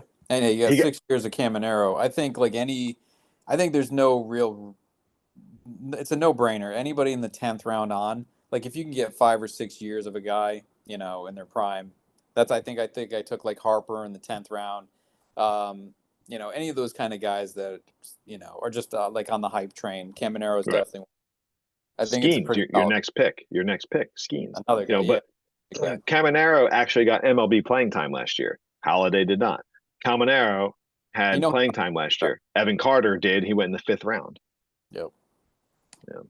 Yeah, they're going to be fast tracked, and they're on their way. And all the stats with Caminero look incredible. They do the stat line stuff. Yeah, yeah. I love the Uh, DF pick there. That's a yeah, solid. yeah. He's solid. Sure. Yeah, I'm kind of bummed there. Verlander, I'm out on. But, I just don't like 30, 40-year-old pitchers. Yeah, I took 39. Max Scherzer like 30th round, and Yeah, I that's agree. bad pick. That Yeah. that's I total. would more in on Verlander than Scherzer though. Well, Scherzer looks like he's wrapped up and done. yeah, but I'll Agree. take the 2020 round differential. No, I agree. I agree with that too. Yeah, I agree with both those. Real Muto, solid pick there, all things considered. We could argue the catcher thing, but Merrill Kelly, I mean, technically a solid pick. I just kind of don't care. Yeah. Um, I Merrill think Kelly's a good pick there. I probably was considering Kelly with like my Sale and Bassett picks, like at that yeah, time. yeah. Okay, all right. Yeah, I can't argue that. I think Peralta was a keeper. I think Garcia was a keeper. Bohm there, I don't get that at all. But I mean, he was No. panicking for it was probably his first third baseman, huh? Yeah, I think I so. assume so. Look, I'll skip through it real quick, right? Because here's some. I'm going to reverse this rather than wait on these picks. I'll do some of my favorite values now. Um, how do you pick Bohm in the 10th and then have uh, Suarez in the 16th, right? Or Matt Chapman in the 19th or 18th. I'm sorry, yeah, 18th. I don't Yeah. understand how like these two guys fall here. And it's not that I'm against Bohm. We talked about this Matt in the saddle thing, but like Bohm is he's a good bat. He's a good keep the bat and keep the ball in play, not strike out. But I mean, like as far as fancy goes with third base, like I don't understand how he's there. I don't think was Josh Young a keeper? Yeah. He was okay, all right. Because I was Okay. saying I don't know how you do that, but like even Cabron Hayes, like to me, Cabron Hayes and Bohm are like exact, like like they're like that Spider-Man GIF where like they're doing the same thing. They're just like Yeah. both waiting to like break out to what they could be doing. But I just don't like it there in the 10th. I mean, I like the player. I'm happy he's doing well for our team, but yeah, just I'm out. And we're running a theme here where Johnson, Philly guy. Schwarber in the 3rd. He kept Nola, I think, in the 8th. Bohm in the 10th. Maybe a little bit of homerism going on by Johnson. Could be. Yeah. Right. Yeah, I'm not a fan of Bohm. Doesn't check any of the boxes for me. If you're playing a power position, you got to hit 30 home runs. You got to improve each year, and I just don't see it with Bohm. So I'm kind of glad he went off the board there. And I agree. Yeah. I think it's a bad pick for that round. Considering especially like I would have taken a flyer on Cabron Hayes or Suarez or Chapman too. Yeah. Uh, yeah. Yeah. I don't And know about the power starting third positions. baseman too. What's that? I don't know about the power positions. Like, I mean, maybe I'm struggling with that in general, and like I don't know the answer to it. But like to Yeah. me, it's like a team build thing, right? If you have a first in general, not only in fantasy but like also in real MLB, if you have a first baseman, you obviously first and third and right field, you expect to be power position. Center field, shortstop, you don't care as much, but like if you have a shortstop who's hitting 30, and technically shortstops were only supposed to hit, I don't know, 15, Yeah. then like I don't know, like to me, it's an interesting conversation that probably needs more beers and more time, but like I Yeah. don't really care where the numbers come from. If that makes sense, Yeah. Well, if but he's I not putting up the numbers, then that's a problem. but And if he's especially putting if Kyle Schwarber goes down in that lineup, that's why I think Baum's like RBIs from last year are just a product of that lineup. If Trey Turner, Harper, Schwarber is going to be on base, Bryce Stott is going to be on base, he's going to hit him in if he just gets a hit or something. But like other than that, like you're playing third base, you got to hit home runs. You got to, or you're worthless unless you're playing elite defense. Even then, it's like you have to He's not produce. playing elite defense. He's not playing a elite defense. And if Schwarber goes down in that lineup, that's where those positions have to step up, and that's a big hole in that lineup, I think. Yeah, Um, I mean, it's an interesting conversation. Wow, is he doing yeah, magic tricks I over agree. I was trying to. I'm working on a few good ones, but there? Make this thing disappear? Yeah. can't teach an old dog new tricks, Morty. Yeah. All right, real quick. Munoz, the reliever there in the Love it. second to last pick. I love that pick too because Yeah. he was the third guy for me behind Phillips and Romano. I just figured he might wait and fall back to me, but he did. And then Yeah. Wallace with two great picks, right? Because They're okay. They're okay. They're not great. Michael King still has a lot to prove. And I mean, it's not a bad pick for the 10th round. It's not a great pick though. Let's I think keep it Matt's a fair. little bit jealous of that pick there. I'm not jealous. we Fairbanks is talked a good pick. yeah. I thought getting King this because I mean, look, we've already talked about a lot of pitchers going, and with him, I think there's a ton of upside there. There is a ton of upside, and he fell in ADP, Yeah. right? He fell there a little bit to you, which is good. And so I think it was a good value pick. I think it was like you picked him right about, where I would have been happy taking them. He was on my board, but I think Matt and I are similar. And Matt knows my rant this year. I don't understand how we get these injured guys like Jordan Hicks. There's someone else I'm missing, AJ Puck and Michael King. These guys that cannot stay healthy through the course of the career, and teams are thinking that like, well, let's just give him more innings, and making them Yeah. starters. His So max is 104 innings his whole career. If he goes 150 innings this year, no way. There's you, no way he goes 150 yeah, innings. if he does, you Ace, should pat yourself on the back for taking him in the 10th round. It's not going to happen. See, I yeah, view it the other way. If his high was 100 innings, that means his arm is fresh and he's ready to go. his Yeah, arm's fresh. okay. His arm is like hanging on by like it's like the you ever see the Jack Skellington movie, the Oh, you mean like Nightmare Before Caminero's Christmas? elbow? Are you holding He's up like, Caminero's elbow? yeah, Is but that he's your? not pitching. Cameroon's Oh, pitching. exactly. His elbows are weaker than he doesn't even I have don't any. care. His Yeah. elbows could be fucking sewed on. It's You not a know, great pick. It's a good pick. it's Fairbanks is a Fairbanks. good pick. Yeah, He'll have tons of opportunity. I think that's a really solid I closer mean, right look, I there. was actually hoping Evan Phillips would fall to me there, or Munoz, but yeah. my strategy there was to go one pitcher or batter and reliever at 2 rounds in a row. So. Yeah. Yeah. Yeah, the Royal was Can I just say back to Evan Phillips? Like I was so happy to get him, the Dodgers closer in the 9th round. Yeah, he'll have 50 saves. Yeah. Yeah, I'm hoping so. But I was targeting him in every draft, and I got him in like one of my teams, and this was it. So I was super happy. follow my lead from last year. I don't follow your lead, dude. I'm the fucking Yeah. bro. I don't follow the lead. Yeah, but here's the reality: drafting the relievers, it's so depressing in these drafts because it's like taking medicine. Like you're forced to swallow. You're like, oh, there's so many better players I want to pick here, but you got to do it. I mean, I punted on closers and relievers last year. That's why I kind of went like, oh, I'm going to grab Evan Phillips. I hate that Jordan Romano pick, but I mean, it's obviously a solid pick right there. But like, I'm the same way, man. I'm not in love with drafting closers this early.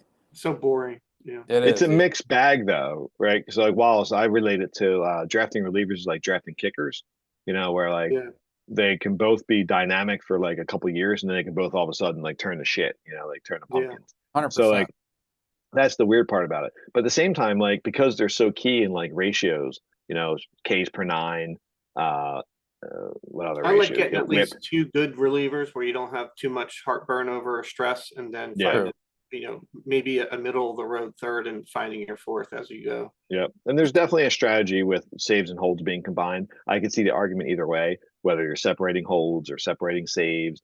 But it changes the strategy for sure because when we're all combined in one, then it doesn't matter if you're a 7th inning guy or a closer. Frankly, just an aspect of like how many appearances you're going to have.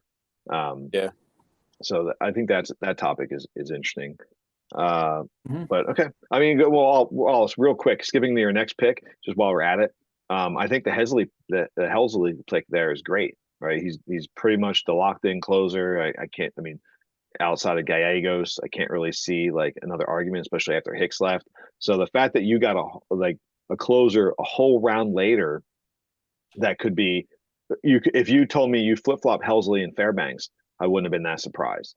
Yeah, I mean, look, obviously, I wasn't going into the draft and saying I'm targeting Ryan Helsley, but you got to read the board, and like I said, I wanted 2 guys I didn't have to worry about. Helsley's kind of locked; they're both kind of locked into solid roles there. So no, I think that's a good back to back. I'm not huge on Springer. I mean, I was early in his career, but like that was a great pick there. I was hoping Springer would have fell to me, so as I waited on my 4th outfielder. You could have had him. You could have had him there.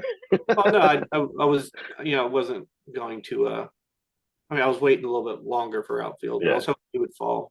Not to pile on about King, but like Springer over King probably would have been a better pick.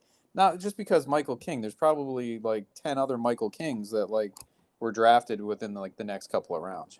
That's just my thinking. And coming from a Yankees fan, I get it. Yes. I think he's bitter because he's not on the Yankees anymore. That's what it is. Was Barrios a keeper? I don't think he was, right? I don't think so either. Yeah. That's a pretty solid pick there. Yeah. Oh, maybe 3 years ago. I don't know, dude. He had a pretty decent year last year. I was in on him early in his career. I was out coming into last year. Yeah. He had a pretty decent year last year. I think he's solid there. Yeah. He had a really better year than normal last year. So for the 11th round, that's a fucking steal. Yeah. Mullins. Yeah, I'm glad he went there. Yeah, me too. Vlad's a keeper. I think want to Young say, keeper too. I think Yeah. so. Adames is solid there. I don't Yeah. think he was. I don't know if he was. I don't know, he was not a keeper. But you're talking about a 30 home run middle infielder. I mean, that's basically what he offers you. Yeah, awesome. Yeah. He Seager's a felt- keeper. Yeah. My favorite pick of the draft, right there, is Gerace with Imanaga. He Yeah. was the guy that I had. That was my next pick. I was all lined up. I was super happy to take him, and Yeah. he went. I was kind of bummed. I was two And he picks went in with front of Paul me. Seawold. Yeah. What's that? Well, Oh, I Seawolf. was thrown for a curve, and I don't know why, because Imanaga I feel like could have been much earlier. You're still Again, rattled from the picks earlier in the Yeah. round. Phillips and I was Romano. really bummed about that pick, man. Yeah. Yeah. Austin Riley was a keeper, and Seawald, it just was he had a closer on a good team with the job, Yeah. Um, No and I knew thought Matt on who? on Bednar? He's I know he coming was up. He's hurt. coming up next round. I thought Bednar. Yeah, I just I looked at it as like, who has more save opportunities, Arizona or Pittsburgh, and that was it. Yeah, and Bednar was hurt, so Yeah, he's hurt. Yeah. yeah, and it I was was a there. lat. It was a lat injury, so I mean, I felt like there's that shit can linger for months if not taken care of. But Yeah. if Bednar is not hurt there, he goes in like the eighth Yeah. and ninth round. Yeah, definitely. Did I get Helsley after Seawold and Bednar? Yes. Yeah. I'm not- Yeah. As you should have. Well, I mean, I don't think there's a huge difference there. There isn't. Yeah. And then Matt had Casas as a keeper, and then took Paul Skeens there as his next pick. It's solid. I think it's a solid pick. Yeah. I like that pick a lot more, 14, 15, 16 round. But What? We're Dude, we're nitpicking though.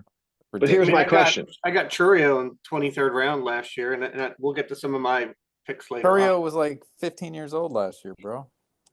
Well, No, I mean, Skeens is going to be up next month, and he's going to look look, it's not very skillful to draft the number one pitcher in the 11. Anyone can do that. No, he didn't though. He didn't take the number one prospect pitcher. Oh, Jesus, here we go. Tiedemann back at Nope. No. No, but we got like five other anyone can picks do before that. we get That's to easy. Jackson No. Joe. We'll get there. These guys See, in the Matt front. knows. Matt knows. Jackson Joe, like on Mort's list, he's like the greatest pitcher prospect of all time. Everybody else has Skeens, Tiedemann, all these other guys. I don't. Who are you guys talking about? Jackson Joe, baby. He's somewhere in here. I never But- heard of that guy. Yeah, well, that's something you're drafting. But Mhm. here's the thing. Back to my Paul Skeens. I can't believe you're shitting on it. First of all, the guy's going to be up next month and be one of the best pitchers in baseball, probably. But all right, here's and I'm legitimately asking this, and because like there's so many pitchers that have been like these like beautifully built, sexy pitchers, right? Noah Syndergaard, Luis Severino falls into this. Is he a pitcher or is he a thrower? He's an Instagram influencer, as far as I can tell.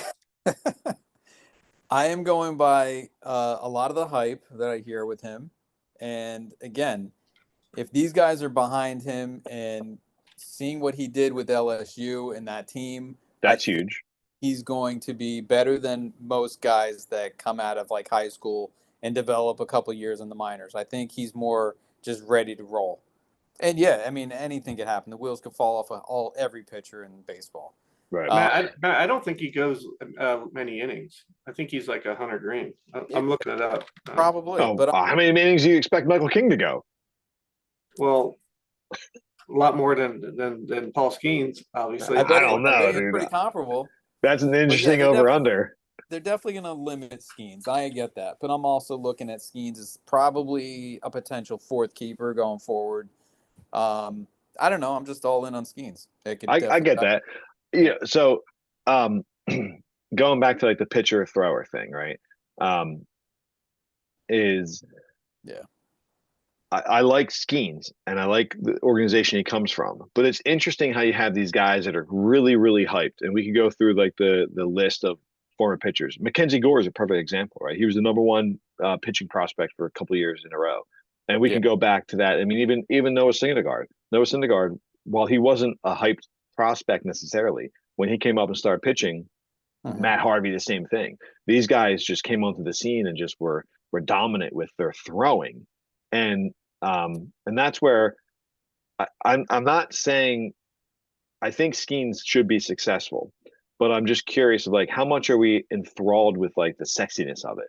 Whereas like guys like Bobby Miller come up kind of out of nowhere, essentially. They come up through like good pitching systems and with good pitching teachings. And I think Skeens has it naturally. I think he's obviously a natural talent, right? But Yeah. how much is he able to turn that into being a really good MLB pitcher? Because if you're just throwing two pitches and one of them is a 100-mile-per-hour fastball, It's Hunter Green. It's Hunter Green. Yeah. I just did is that it? So his average innings pitched per game at LSU his senior year was under 6 innings, and that's in college. He pitched a lot though. I mean, baseball. I mean, that's hard because baseball. But he had 19 starts. I like Skeens. I like Jackson Jobe a little more, as Matt knows, and someone picked him in here.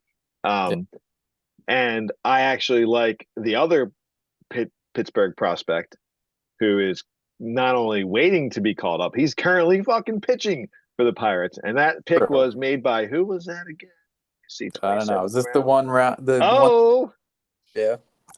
Jones, who had a baby. fantastic spring training, and yeah, he was definitely more MLB ready than Skeens. But again, we don't know what Jones is going to be. I mean, he's look. I much prefer to get the guy after round 20 and take. You guys know how pitchers are. They're so risky. High five. Yeah. Mini Jacob DeGrom is what I heard. Jared Jones being described. If I'm drafting a top prospect like that early, I'd rather get a bat than a pitcher because the pitchers are just all over the place. You just I get that. I'm all in on Skeens. Maybe he's a mini Garrett Cole if you want to compare him to somebody. I think he's a mini Hunter Green. Yeah, I think Hunter Green. But anyway, but I think he has the potential to be a monster. It's a good pick. It's not a bad pick. We're poking fun. It's solid, but it's in the realm of Caminero, a pick before. It's in the realm of overreach. We'll see. All right. So Casas is the keeper. Francisco Alvarez. I love that pick personally. I know I did it, but I think taking him there versus 12th round versus Will Smith in the 4th. Come on, man. No, I agree. I agree with that pick over a lot of these guys. But again, catcher is so deep. It was so deep. Yeah. Talk about one of the worst picks of the draft. Wait, hold on. I agree with you there, but just one last thing about Alvarez. I actually was taking Alvarez with the hope of creating a catcher run, and it didn't work. I totally failed it. I mean, everybody kind of thought that. The only other round was that other 10th round. Yeah. Well, I mean, there were 2 that went after I took him, which should have went where they did, Murphy and Rowley. But not as many as I thought. So I kind of failed in that. But Wallace, please take the floor for what I cut you off on.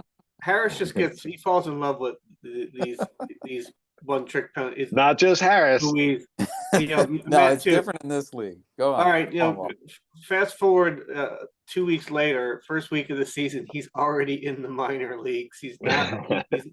He's not even a big part of the plans, and it's Oakland, the worst team in baseball.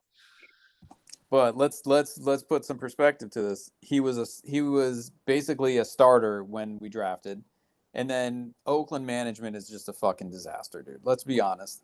The crowd has no interest in really going to these games anymore. If you're not going to put like a guy, he struggles to get on base, but at least he's got some potential to when he gets on base, he's going to do something exciting at least, even with in all the 12th round, you got to get a guy who's not going to get sent down to the minors in a week, the first week of baseball. Yeah, but how does that make Oakland's management look? Like they should have just started him and announced it in the beginning of the year.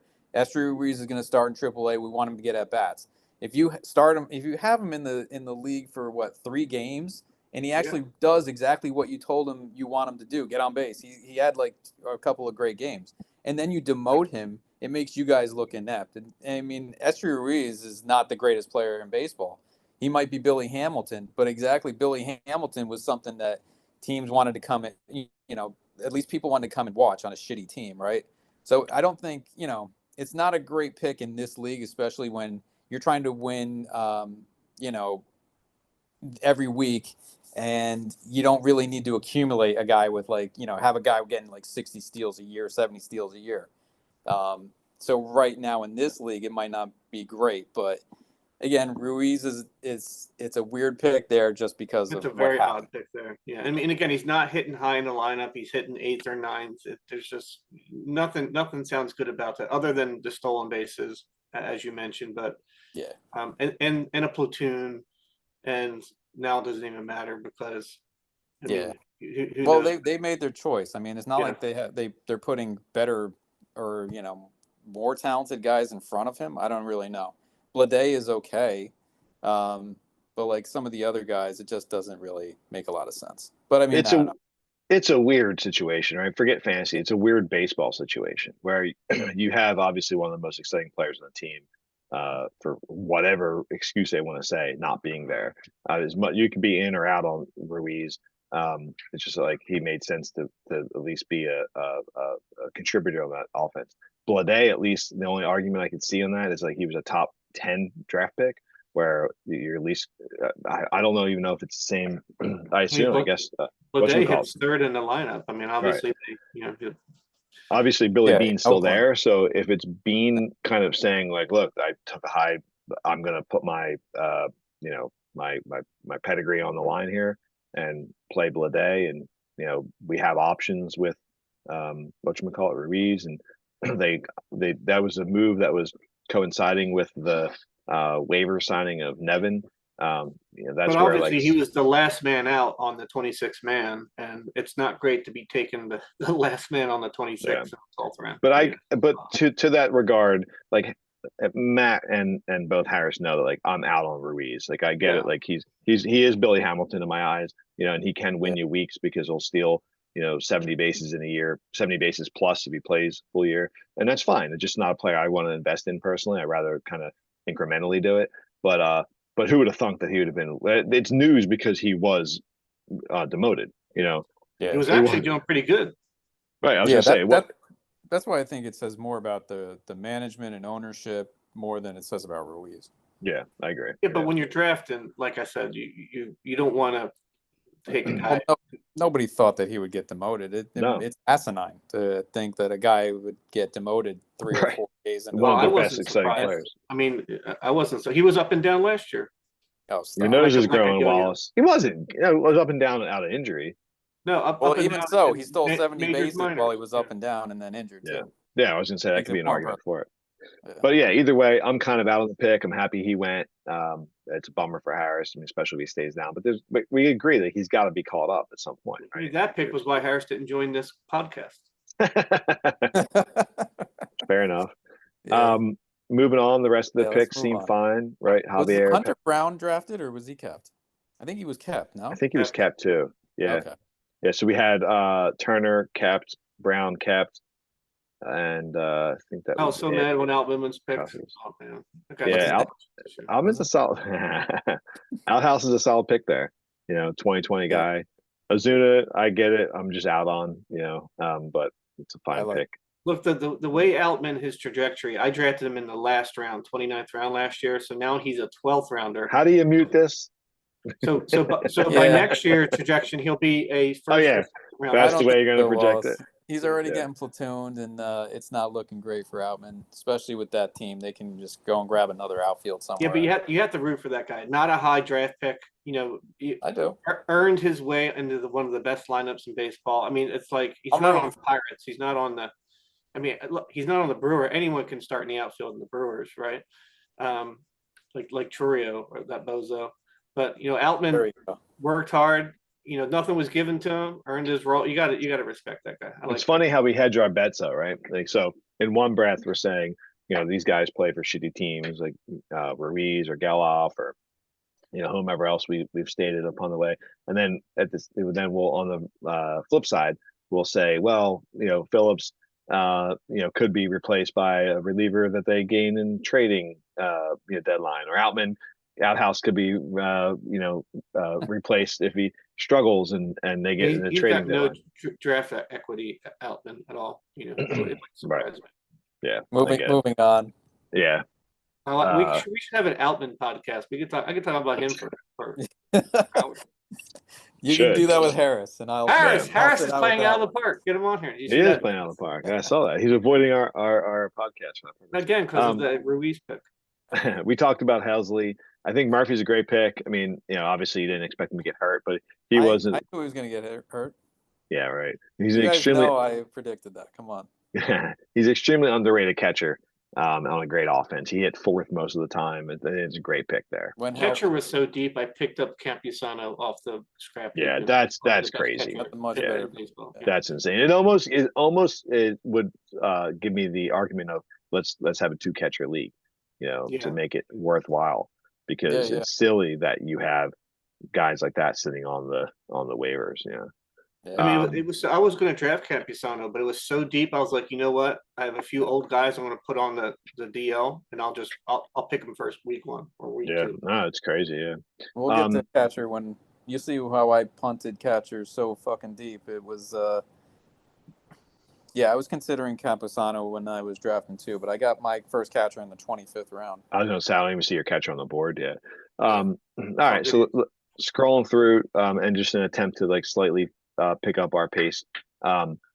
Anything in this next round? I mean, we got Horner, Luis Arez, Mikel Garcia, Hoskins, Raleigh, Holmes. I wanted Duran in a lot. I like Duran. Yeah, I would have. I mean, Yeah. I took Friedel, around the bench. I was going outfielder here, so Duran was definitely high. I like Friedel. I like Friedel too. Saying He what got happened hurt. to him. Both you're not saying it right. 13 and 14 got hurt. Friedel. I like Duran and the Hayes pick. Those guys were both on my board there. I only had one pick with Bobby Witt, and so did you, Matt, with Julio. So that ending pick. Click on Friedel's stats real quick. Just real quick. Friedel.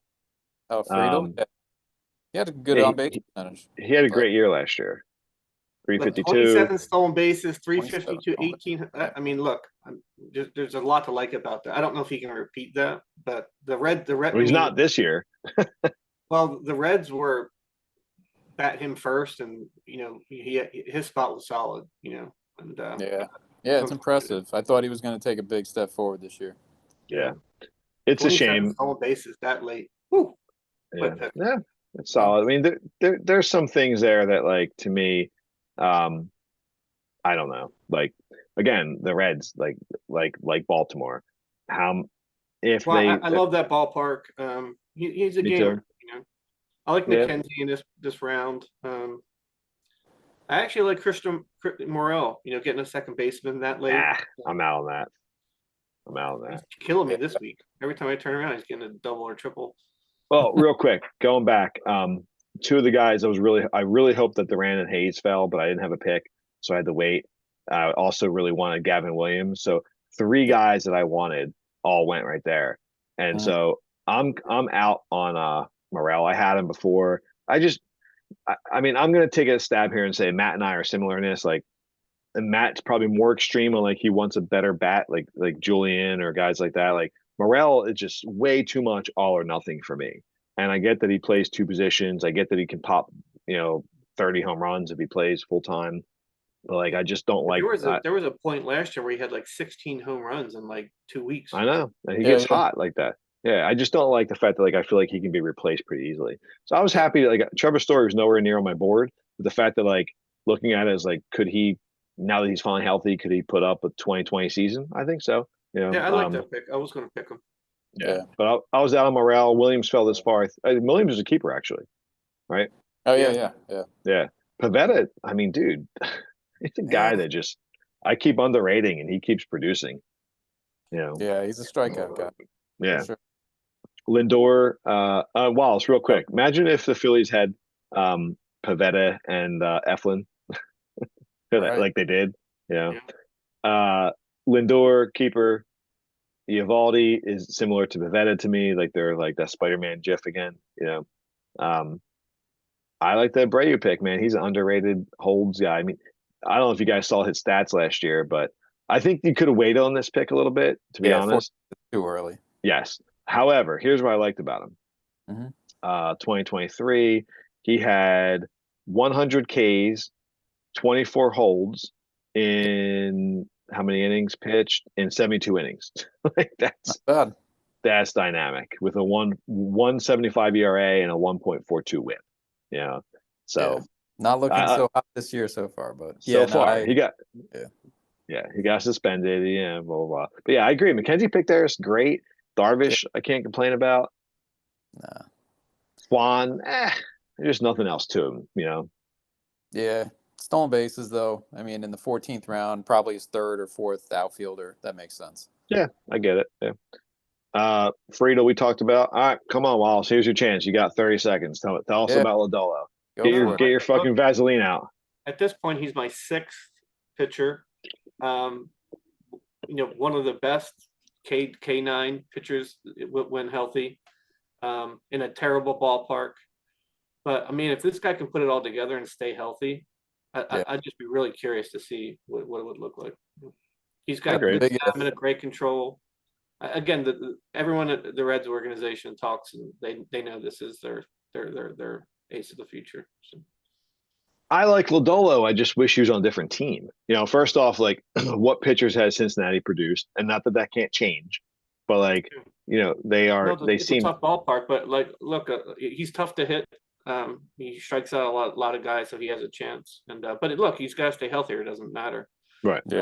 But look, I think potential keeper option if he stays healthy. I was gonna take him next round if he fell to me. Nice I know Matt likes him. Yeah. I mean, look, you're not going to get a starting pitcher with the K9 potential this late than him. I think you took one the next round, but yeah, I mean, I took a lot of good players. I teed him up for that. All right, Yandy was a keeper. Keith, I like the Colton Keith pick there. Right, talking about all the prospects. I like that there. I like Estrada too. Yeah, but I like Keith was already at least signed. Detroit was now starting. I like Estrada too. I think he's he's going back to like the 15-15 guy easily. Contreras solid. I think was Marte a keeper there, or was he picked? He was a keeper. I don't know. I think he was actually picked there. He was a keeper because I was eyeing him up too. Yeah, he kept Marte with Lindor, Turner, and everybody else that he had. Yeah, maybe. Yeah, maybe he kept Jordan Walker. Okay, but yeah, I don't know. But that's if it's a draft pick, it's solid there. I like the Brendan Pfaadt pick there. Right, he was a player where I felt like the helium through the postseason was going to take him way higher than it did, but pretty solid. Yeah. Correa, I love that pick. Yeah, for that round for sure. Yeah. Yeah. Nestor Cortez, Bayo. Come on. Yeah, you know how I feel about Nestor. I don't think he's a starter. He doesn't pitch. He doesn't get quality starts. Ever. And 2 years ago, Wallace, you were like you had Bayo on the tip of your wiener, like who? Nestor Cortez, yeah. Well, I did have him, and I realized he couldn't go more than 5 innings. If he went 5 innings, I found out last year he couldn't do it the same thing. All right, fair enough. We're both out on him. Bello, he comes with a lot of hype, but I just don't believe it. I just don't see it. He's a finesse pitcher, Bello. You're not going to get the K9s. You're not going to. He's no Lodolo. Yeah, I've seen him. Yeah, the difference between him and Lodolo is he actually plays. Well, I know. Well, I don't like guys that play. I like guys that have potential. Yeah, Bello still has to put it together for me. But I mean, in the 15th round, it's not a bad pick. I mean, if you get the ace of a team in the 15th round, not bad. He's not going to be the ace of that team, but it's still a good pick. He started opening day, boys. That doesn't mean shit. They gave him a huge contract. That's why he's starting, and they have no other option. That doesn't mean shit. Cutter Crawford or Pivetta would have been a better pick.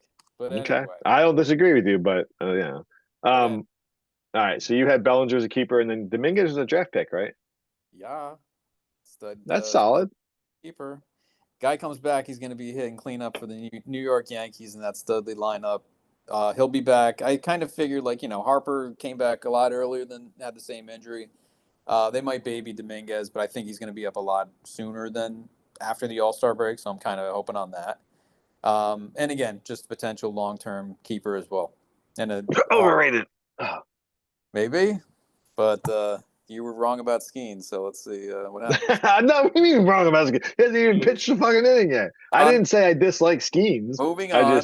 Your next pick was It was pretty good. Candelera. He got hurt Yeah, this recently, right? yeah, he did. That's But yeah, bad. he's he's Jello. He's fine. Yeah. He's good. Buxton is not a bad upside pick there. Nah, 16th round. You know he's gonna get hurt, but 16th Yeah. round get solid production if he stays healthy. See what happens. He'll have him Wallace for hit another couple weeks. Wallace hit upon this somewhere in the early parts of the draft, and one of the things I would elaborate on what he started to say was that, like, I think it was Michael King, but sometimes you have to include like the cost of the replacement value. So if Michael King goes 100 innings or Byron Buxton goes 75 games, then like at what cost of that performance combined with the pickup is the total value of the player. So yeah, so 16th round for Buxton, if he can produce like a eighth rounder for half the year, then that's pretty solid. And plus, But Yeah. Harris drafted him, so he'll stay healthy and have his best year. Henry Davis, I really wanted because I wanted that guy who could be a second catcher, but Yeah, me too. Yeah. yeah. And Dylan Cruz, as far as the prospects goes, there, like, just to pick on myself. Excuse me, just to pick on myself. Derek picks Cruz in the 15th round. What's the difference between rhetorically? What's the difference between him and Caminero? You know, Yeah. so I think that's a pretty Jason solid pick. Dominguez too over Caminero. I mean, other than No, Caminero plays third base, but that's a pretty big premium. one is good and one is a Yankee. Yeah. Yeah. Bad cleanup for the Yankees is a bad thing, I guess. He's not gonna back cleanup. He's back cleanup on a shitty team when there's no Stanton who can't hit, And no clean up in Rizzo. AAA. Moving Yeah. on. Moving on. You guys All are right. themselves. Bro Naylor, I like as a catcher. We talked about Matter of fact, catcher. if we included AAA stats, Matt's team would be okay. The next pick, Lourdes Gurriel. Dude, one of the best values of the draft.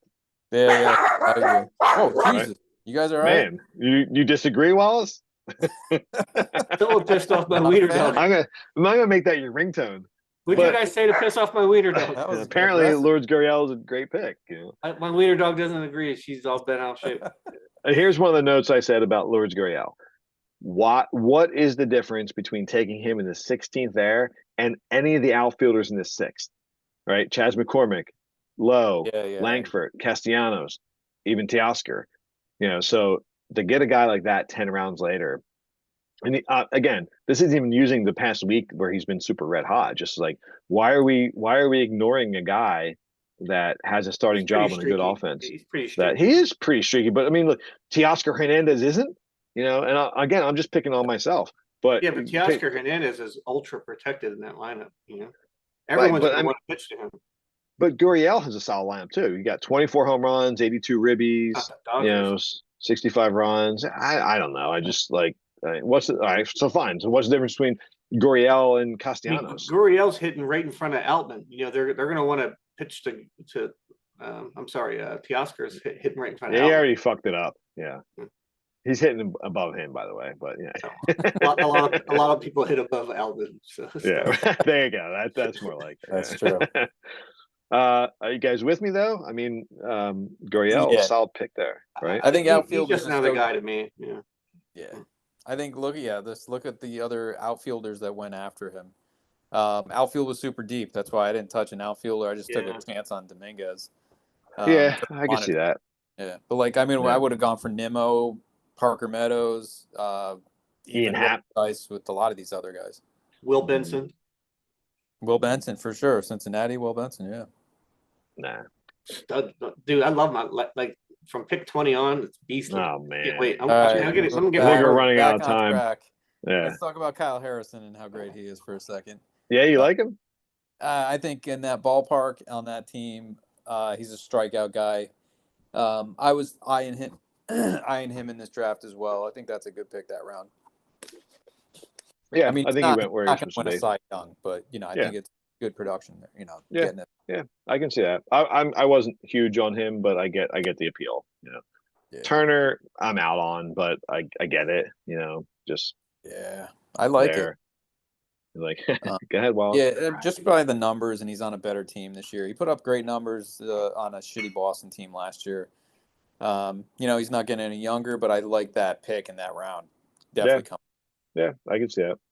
Tanner Scott, you're going reliever there. I get it. Suarez, I already said between him and Chapman, I think those are great values there for I love Eric. Suarez. Yeah. Yeah, I mean that's a really good value, especially when you consider guys that were left or guys that went ahead. I mean, I like Colton Keith as an upside thing, but like when you relate, I rather you have know, Suarez than Keith. yeah, I agree. Cutter Crawford, great fucking pick, man. I love that pick. Yep, I love that had pick him too. until it eyed up. I He's want to looking good so cut her. far. Yeah, I want to cut her in a lot of these leagues too. Yeah. 16th round. I was thrilled to see. I didn't even need a pitcher there, but Yeah. Yeah, it's Oh, you solid. took did. Lodolo. You needed insurance for King and those guys. Let's be honest. Oh, I got Lodolo. insurance. Oh, big time insurance. Lodolo, yeah. Yeah, This is yeah, why you you're got waiting for a pitcher in a couple Dude, weeks. my pitching staff is by far and away the best pitching staff in the league. We'll see. Hey. We'll see.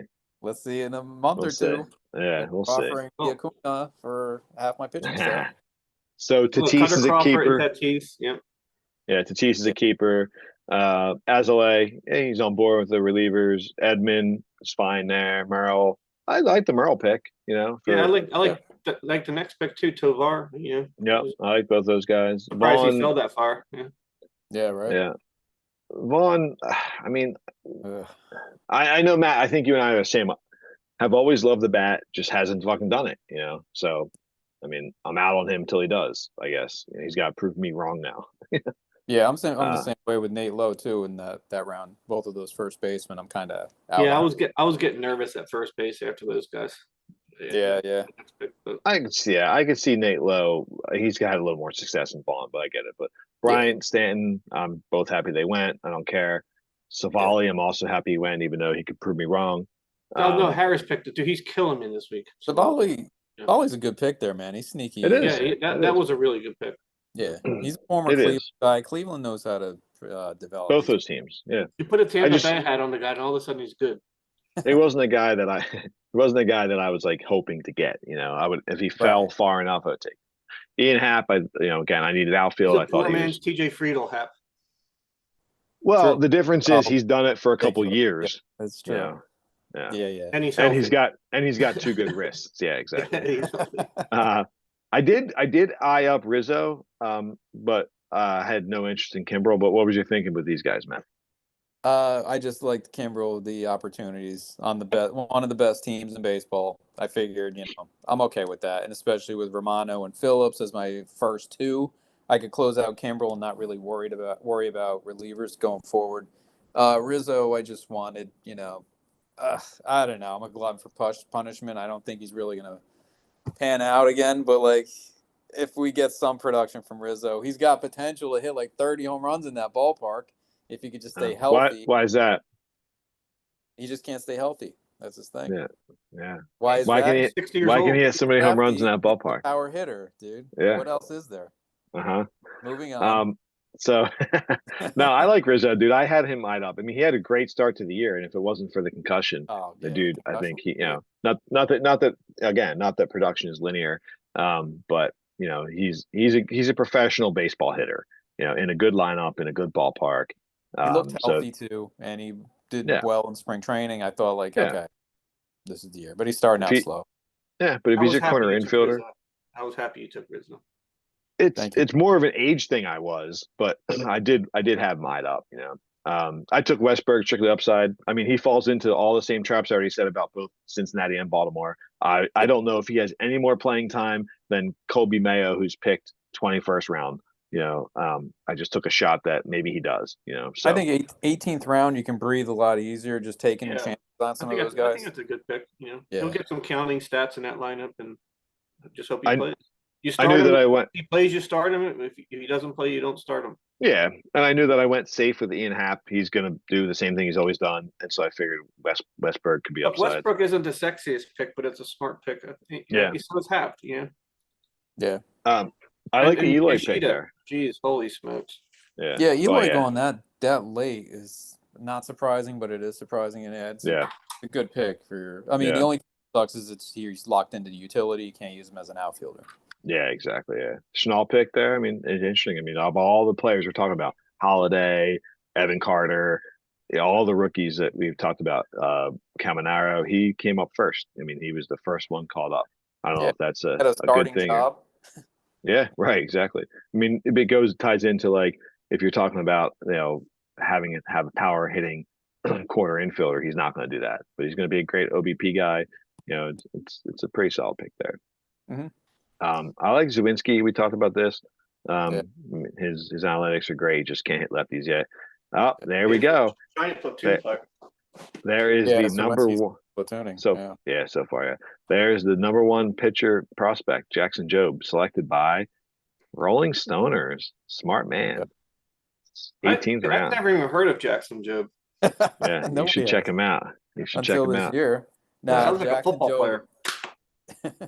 I mean, Joe's always been in the mix with like top prospects. Maybe top 50, but like I don't think he's considered, the top pitching prospect in baseball. Not by any, you know, I don't know, any respectable website or I don't know. I don't know. Wait But and he's see, definitely in maybe. the top 5 for sure. Yep. I mean, Deservedly so. Detroit hasn't had the best success. That's the issue, right? Casey Mize, Matt Manning. I mean, there's a few guys that we can name. I'm sure I'm missing in there. Pitching coach issues. Yeah, I mean, I those like that Scooble next looks pick, really good. Lee. Yeah, so skipping forward, Yeah. really quick, I Oh, would say that one of my notes I had here was that as far as best values, and I already hit upon one of them with Gurriel, but I think JP did a phenomenal job with his outfield value, starting with Gurriel and then Lee and then Nimmo in the 19th round, and even Kelenic in the 20th, and more so because I could put this guy above all of them, Tyler O'Neill in the 23rd. So as weird as outfield can get, as much as you could take all those guys and put them in a hat, jumble them up, and see who comes out first and debate about it. I think JP did a great job with his values in outfield. I like the Um, guys that I got in the outfield later better than all of those guys.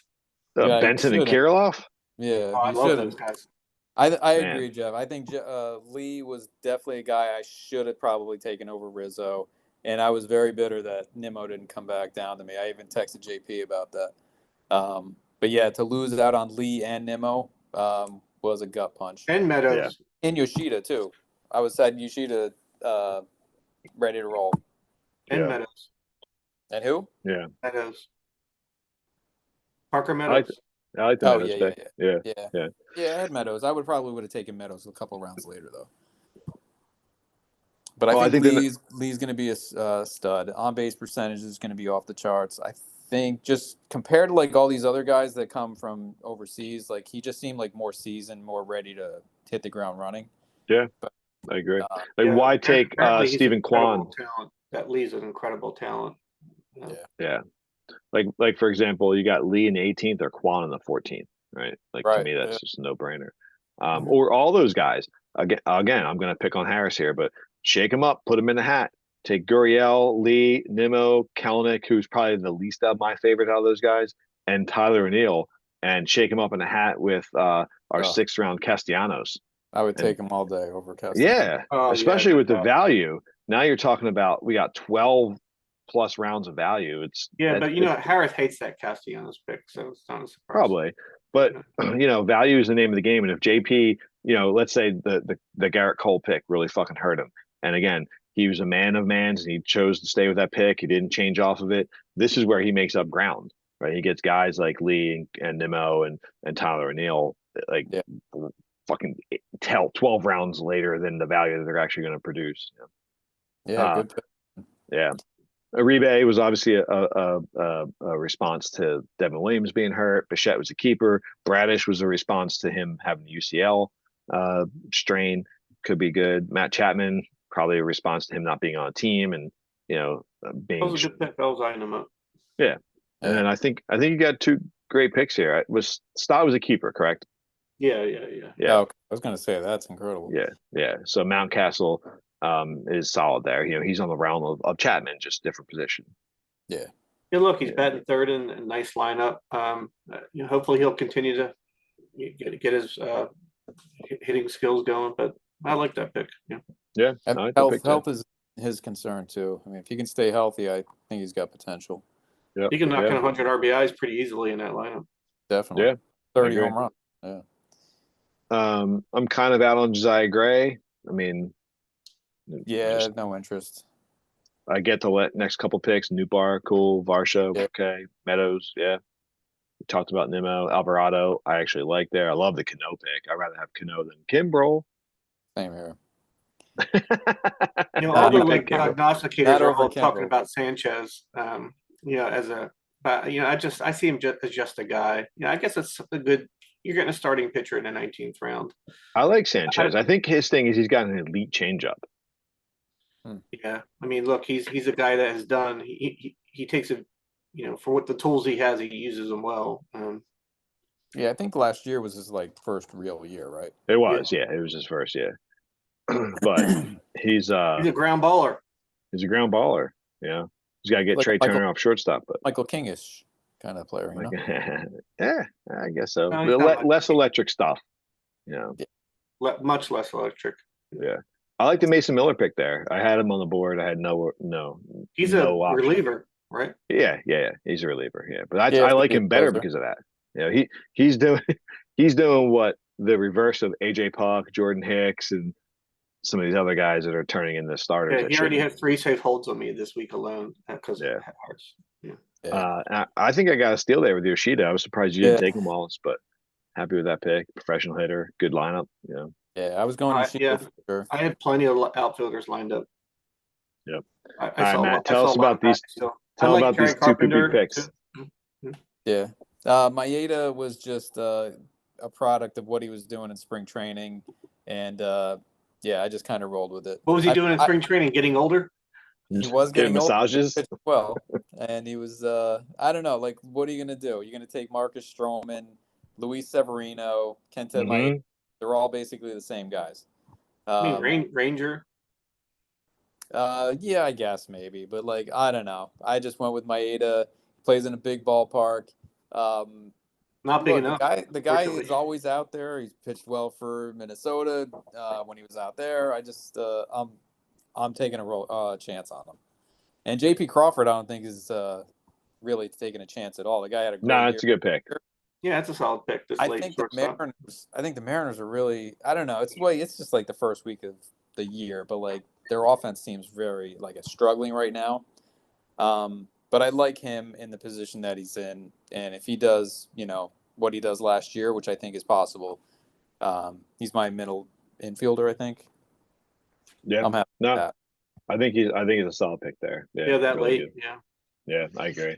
Estevez was basically a response to like a reliever. He's just not a job. sexy pick, He's not. Right, no. right. Yeah, you got to take him there. Had Stevenson been healthy, he would have fallen further.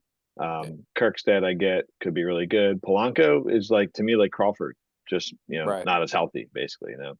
Mm-hmm. Ellie was the keeper. I like Beatty there. Mm-hmm. I like Kelnick there. Papamas, whatever his name is, was a reaction to Devin Williams being hurt. Yeah. Cronensworth, I like there. It's pretty sneaky. I love that pick. Yeah. Yeah. It's a kind of a not sexy pick, but I mean, right. He's going to play production. the full season, and he's batting third, and play second base. To relate him to someone I took, like, what's the difference between Cronenworth and Candelario in the 16th? Yeah, I was definitely looking at Cronenworth. Yeah, Neto's fine. Mason Wynn, I'm kind of out on. As far as like fantasy, I like him. I'd be fine with him as my shortstop in real life, but And then you only had one pick here, Wallace. You took Tiedemann, who you think is the top prospect in baseball pitching wise? Oh, he's in the top 2 or 3, above Skeens. Above Joe, he's not above Skeens. Look, I like taking a 20th round. I'll probably flip this guy for Jackson Churio later on this year or something. Maybe Devers. I like to get Devers late. I think the same hype with Tiedemann is like Grayson Rodriguez coming in, and they both have a lot of potential. Let's just see if it pans out. It's a nice value pick. You got to admit, it's a good value. If you look at that whole round, it's a solid pick there. It's a solid pick. I mean, the team needs pitching. He's obviously a high prospect pitcher. I had him last year. I was saying I was in on Tiedemann last year. I'm kind of out on Tiedemann this year. There's certain things I don't like about him. There's other pitchers I prefer. But I mean, he could be really good. I mean, he's a sexy left-hand pitcher. So Any player named Ricky, I like. It's got a good, I don't like what Toronto has done with pitchers, so that's part of it. But That's true. yeah. Burns is a keeper. Logan Allen, Brian Rowell's a keeper. Logan. Puck. You like the Logan Allen pick? Yeah, I like Logan Allen. I was contemplating him in Maeda, but now I probably should have gone Logan Allen. But okay. Well, just scrolling through just to quicken up pace. Any other picks in here you guys love or hate? I love the Kobe Mayo. I'm all me in too. on him. Yeah, I like the Kerry Carpenter pick. yeah, me too. Thank you. Yeah. I really wanted him, but I was kind of already a little too deep with outfielders. I don't love the Severino pick there, but I mean, I get that. Yeah. I get that. I mean, my defense, he was I knew I had a keeper next round, and I need another pitcher, and I like his he's like one of those guys like he looks like a pitcher, but he doesn't pitch like a pitcher. But I think you made up for it in the 25th round, so you're okay. Yeah, and 27 too. Yeah, and hopefully. 28. Yeah. But else? All right, so the future rookie of the year was kept in the 22nd round. Then we go Marte. Kept, yeah. Traded for Pablo Lopez, who this seems like a fair trade to me. You want to talk about the trade a little bit? I know we're big on. You guys want? How about this? You guys fill in the trade. I'm gonna go use the restroom really quick. You guys talk about the Pittsburgh trade there. All right. Well, you should be here because you and Harris were the ones poo-pooing it the most. I'll be listening. I'll be right back. A fair trade. I'll be right back. Not Wallace. I like the trade. I thought the trade's fine. I mean, I obviously Me too. had an objective to get better pitchers and improve my keepers, and Churio, I liked them. Obviously, I picked them. I just think you can get outfield. You can get outfielders. I'd much rather have the top 5 pitcher coming into the draft versus an outfielder. I can get one. But an outfielder that's one of the top prospects in baseball, projected to be a long-term asset. I don't know. I mean, no, I hear you. I think it was kind of a risky move for both of us last year. You giving up Soto and me giving up 2 of my best pitchers. Yeah. To really go for it. Churio was kind of just an add-in.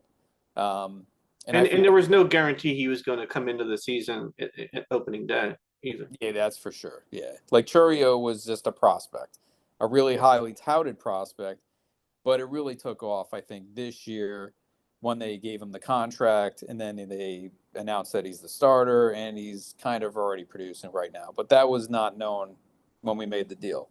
And look, I could have punted and not done anything, but I had to make a move. It was, we were in the playoff hunt. I needed pitching. I didn't want to sacrifice my keeper situation that much. Obviously, would have loved to bring Churio in, but if I get a guy like Pablo, it's not too bad. And I don't think a lot of these guys, especially Harris and Jeff, were really that learned about Framber and how great he was and how really elite he is and how special he's been, not just for a year now, but like a couple of years. Guy eats up innings. His ERA is whipper right up there with all these other guys that he just doesn't get mentioned with, like Garrett Cole and Zach Wheeler. It's just weird how Framber doesn't get involved with those conversations, but he deserves to be. Unfortunately, he kind of crumbled after I got him. He did, yeah, which was kind of weird. But he got that no-hitter, and I don't know if that just taxed him or what, but like he just kind of fell off the rails a little bit after that. Man, you guys are a bunch of fucking posers. I heard all that shit. Yeah. And I heard you a little posturing there, both sides. And look, have a little bit of history built into it. We are in Pittsburgh, 3 of us plus Craig, and the entire time that we are drinking and hanging out and having fun, Matt is trying to weasel the trade with Wallace, which occurs, right? A strong word, bro. It's fine. We can choose another word. But in the end, the trade wasn't unfair, and it can have judgment for years. That's the fun thing about keeper leagues, blah blah. But the thing that people will pick on is that, as Wallace said, that Churio was a throw-in, and And in the same sense, Wallace, you were telling me last year, you and I had this little debate about Churio being, ready. You were telling me how great he is and how he's ready, and I said, look, I was pumping up his value. he's not going to reach, major leagues because he's only Of in course, single I was A, saying that. Yeah. and at most he'll reach triple A, and so maybe he gets a cup of coffee in the September, and that didn't even happen. But I was never diminished. Excuse me, never diminishing his value as a prospect. Mini Acuna type thing. Every situation is different. When I drafted Churio, which I was surprised, I got him in a great spot. Let's be honest. But Good. I honestly had no intention of bringing him in as a keeper. I viewed him the entire year as a trade chip. Talked him up, did whatever. And the reason why is, if you look at him, I have Tatis, I have Corbin Burns, I got Pablo back, and plus, like I said, I don't really value the outfield position as much as the starting pitching, and it's perfectly fine. Yeah. I understand that, and I don't like, again, prospects can change dramatically quickly. Like if this conversation was a couple years later and Kelenic was part of the conversation, it would dramatically change. And Kelenic was the number one prospect in all of baseball, which Churio was not, and he was the number one outfielder in baseball, which Churio was not. So using that into that argument, you have to keep in mind, like I decimated Matt's pitching staff a good bit in that trade. I got Fromber, I got Pablo. But yeah, it actually worked to out. the point where I won the championship. Yeah. Yeah, decimated that much. In the aspect of, like, if you ask me if I had to keep, again, things change quickly. If you ask me to keep Pablo in the 8th, I'm a big Pablo fan, or Churio in whatever round it is, 22nd, I would take Churio in the 22nd. But I get it. I just the hard part to hear, and you already said it, but the hard part and the reason why we criticized it last year was that Churio was a throw-in. You know, how do you? Yeah, I forget some of the other players in that deal. I just think it's funny, when we were in Pittsburgh, I was giving like this 20-minute dissertation on how great Framber was, and Wallace was on the couch sleeping the whole time. I was listening. I know. But look, I mean, it worked out for everybody. It worked out. It's fine. And like, yeah. I have other great keeper options later on, so it's not a big deal. Yeah. It is what it is. Let's move on. All right. I think we were all a little bitter when DJ LeMahieu went down, but no, happy that he went. Nothing else in this round really sticks out. Like, I don't really care either way about any of those picks. I think Braxton Garrett could be a nice pick there. But yeah, again, I think Perez would be a good pick. I mean, all things considered, like, where he went as a catcher, I mean, I think, again, I took a shot on Alvarez, but Perez is way more proven. Look, if he's healthy and he's a hell of a hitter, man. Yeah, I agree. I like the Jason Adam pick. I think, especially when you pair him with Fairbanks, you basically got all the holds and saves from Tampa, which I like, especially because those guys use them simultaneously. What's the word I'm looking for? Like interchangeable. Interchangeable. Yeah. I like the Will Benson pick a lot better. I think he's I love Will Benson. Yeah. I don't know if you guys remember this, but like 2 years ago in this league, I drafted Will Benson late when he was on Cleveland. Is he starting? I mean, he's starting. He's batting second, and he's playing every day. All right. And he's a legit 30-30 guy. Is it because Teetle or Fetal or Yeedle is hurt? There may be an element of that, but he had a spot before all those injuries were going down anyway. So okay, all right. But now it basically guaranteed him. But look, Benson has everything you would want. He's young, he's got power, he's got speed, and he's batting second in a powerful lineup. Yeah. Okay. All right. Rest of the round, I like Hunter Harvey a lot. I don't mind the DeGrom there. Yeah. Lawler, it's all fine. I love the Tyler O'Neill. We already hit upon that. Vaughn Grissom. I know he's not playing right now, but I think that's a good pick there. Yeah. McClanahan, that's a good pick there. But again, are you going to keep him? Could. Depends. Could. Yeah. Could trade him to Wallace for, probably his 3rd round pick. Well, like McClanahan's a fine pick there. I'd rather have Brandon Woodruff in the 5 rounds later. Maybe. Matt wouldn't. I wouldn't want either one. Yeah. I like your picks here. You got McNeil, who's like your type of hitter, and you go high upside DL Hall. Yeah. McNeil's just my bench player, the two positions that I kind of needed backups for. Yeah, I was very interested in Hall just to see what we get out of him. I know if anything, he's going to get a high strikeouts, but I don't think he's going to go a lot of innings this year. Yeah, yeah, Um, I get it. I I like the upside. like the Naylor pick there. That's solid. A keeper. He was keeper. Cheaper. Oh, was he? Okay. Yeah. I like the Pena pick. I mean, Pena too, only man. Harris can resurrect Pena's career at this point. Yeah, I like him. I like Bush. I like. I think Gabby was a keeper. If not, I like Gabby. Big P I, loves Matsui. I think he grabbed him in a couple leagues. I like Matsui. Yeah. I thought he might be the closer. And Wallace, I like the Brandon Lowe pick. I actually had him as one of my values, and I said, Wow. Yeah. how do we pick Brandon Lowe in the 24th, but not any of the infielders in the 6th through Dude. 9th, right? So we're talking about even Edward Julian, or Simeon was a keeper. You know what I think is comparable is Willie Adames in the 11th round. Right there, you go. Yeah.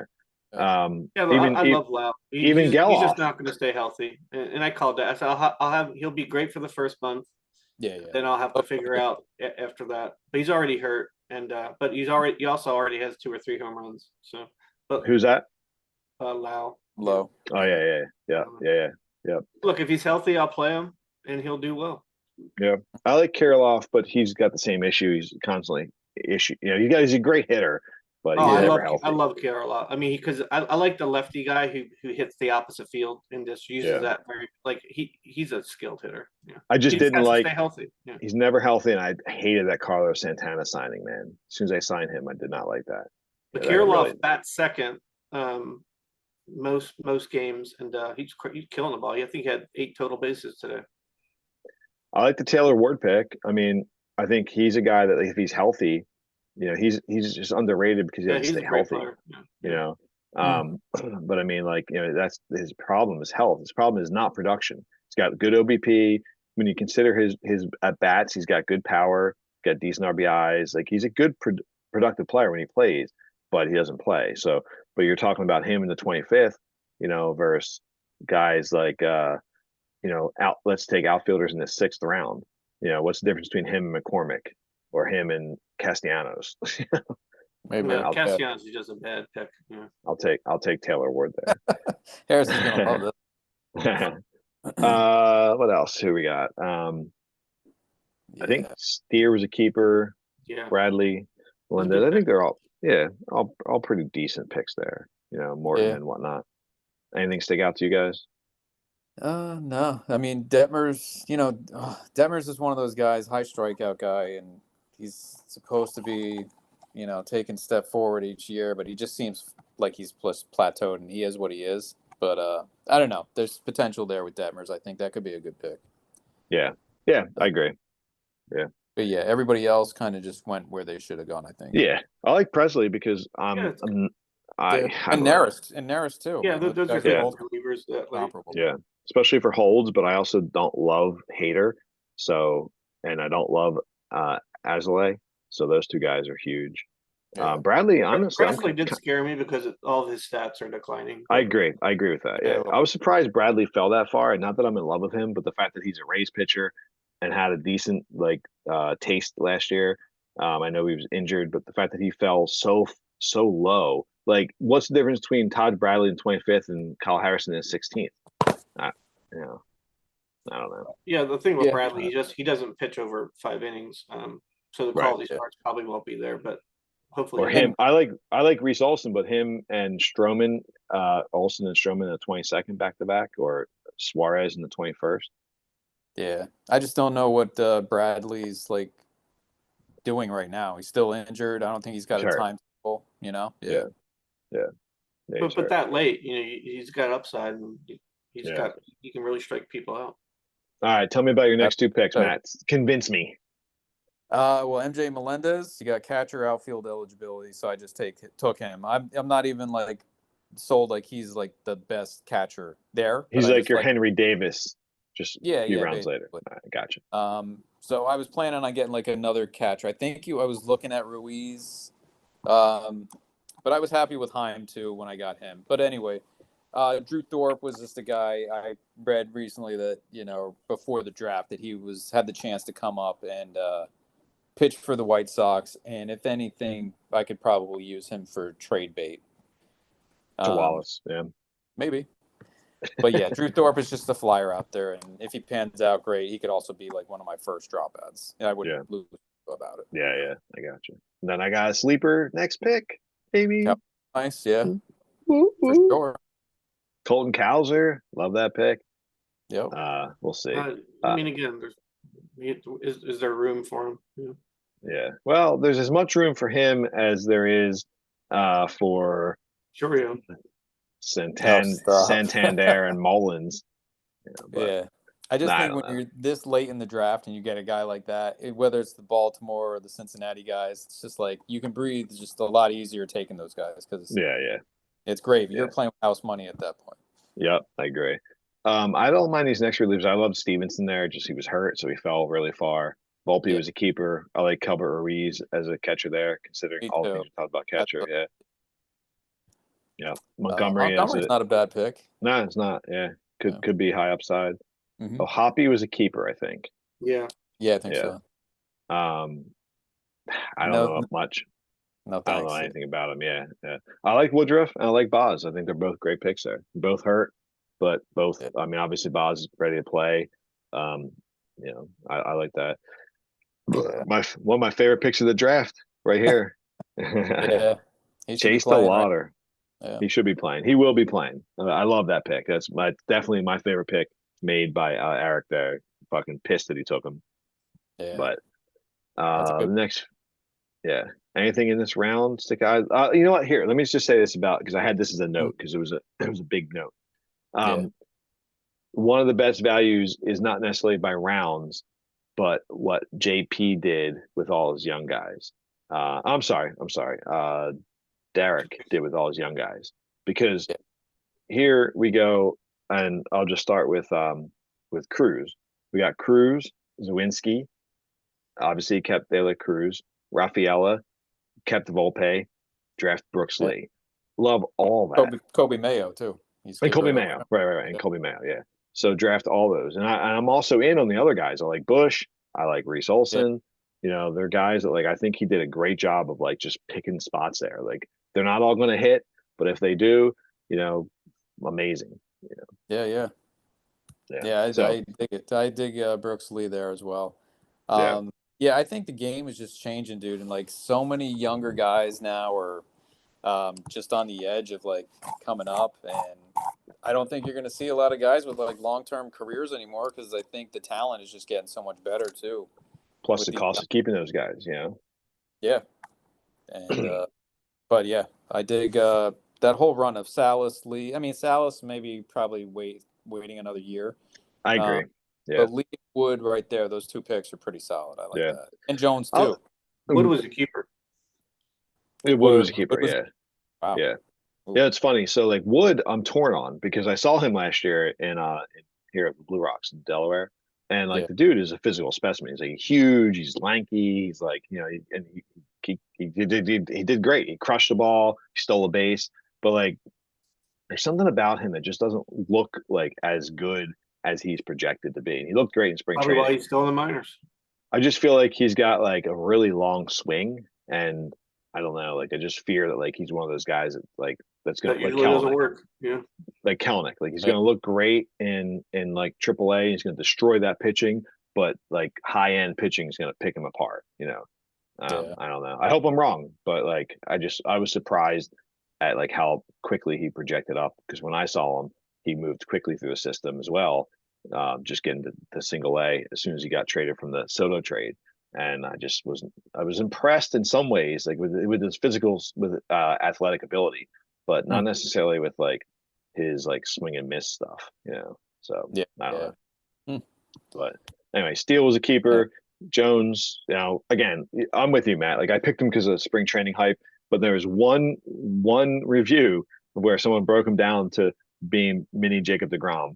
And I just was like, you know what? Like he's gonna pitch in Pittsburgh, and they seem to be doing okay with their prospects recently a little bit. And if he's a mini Jacob deGrom, like I'll take a shot here. Yeah. Yeah. In the 27th round, that's a steal. Yeah, it's exactly where you would want to do that. Yeah. Yeah. I love your next two picks though, man. You got two guys that were just fucking spot Yeah. on. Yeah, I mean, I'm not in love with Jonah Heim, but like I just figured if he's in that lineup, he had a ton of RBI last year. I think he's got that same potential this year. On base percentage isn't as what I kind of hoped for. I kind of was hoping for Ruiz to fall. I was more in Yeah. love with him. But I'll take Heim there. And again, catcher's still so deep. Like you got It is. Camposano off the waiver wire, right? Yeah. I Yeah. probably Yeah. would have been happy drafting him too. He was definitely in the mix of guys I was looking at. Yeah. Austin Wells was another one, but I just figured like, You Wells got a is safe probably not going to starter be. and a great lineup. Yeah, and Yeah. Wells was going to maybe just share time, I thought, but I don't know. But I didn't think Yeah. Heim was a bad pick there. No, that's a great pick. Sheehan, I don't really know much about, but I just figured like out of all those young guys on the Dodgers, not counting Miller, but like Grove, Stone, Sheehan, all those guys, I think he's the Yep. best out of the. I agree. No, Yeah, and you have to wait. You have to wait a while to see him in action. you're not saying Yeah. Heim's name correctly. What is it? Hit him with the Heim? Heim. Heim? Oh. No, I'm with you, man. I think that's a good pick. I took Varland for the same way. Like Varland and Sheehan, like if they could be intermixed, good stuff. Different. Good I was team that actually probably produces. going to take Varland coming back. Nice. Yeah, Yeah, Varland guys I was looking at too.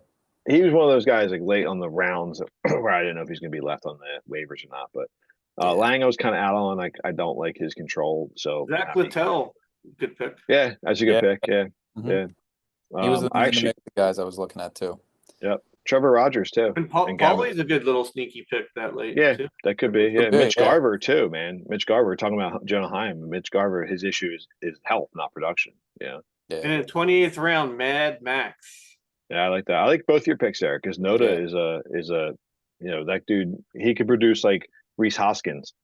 Well, yeah, look, he's picked. he bats first. He gives me outfield in corner, and we'll see if it works out. It was either him or Campusano at that pick. Yeah.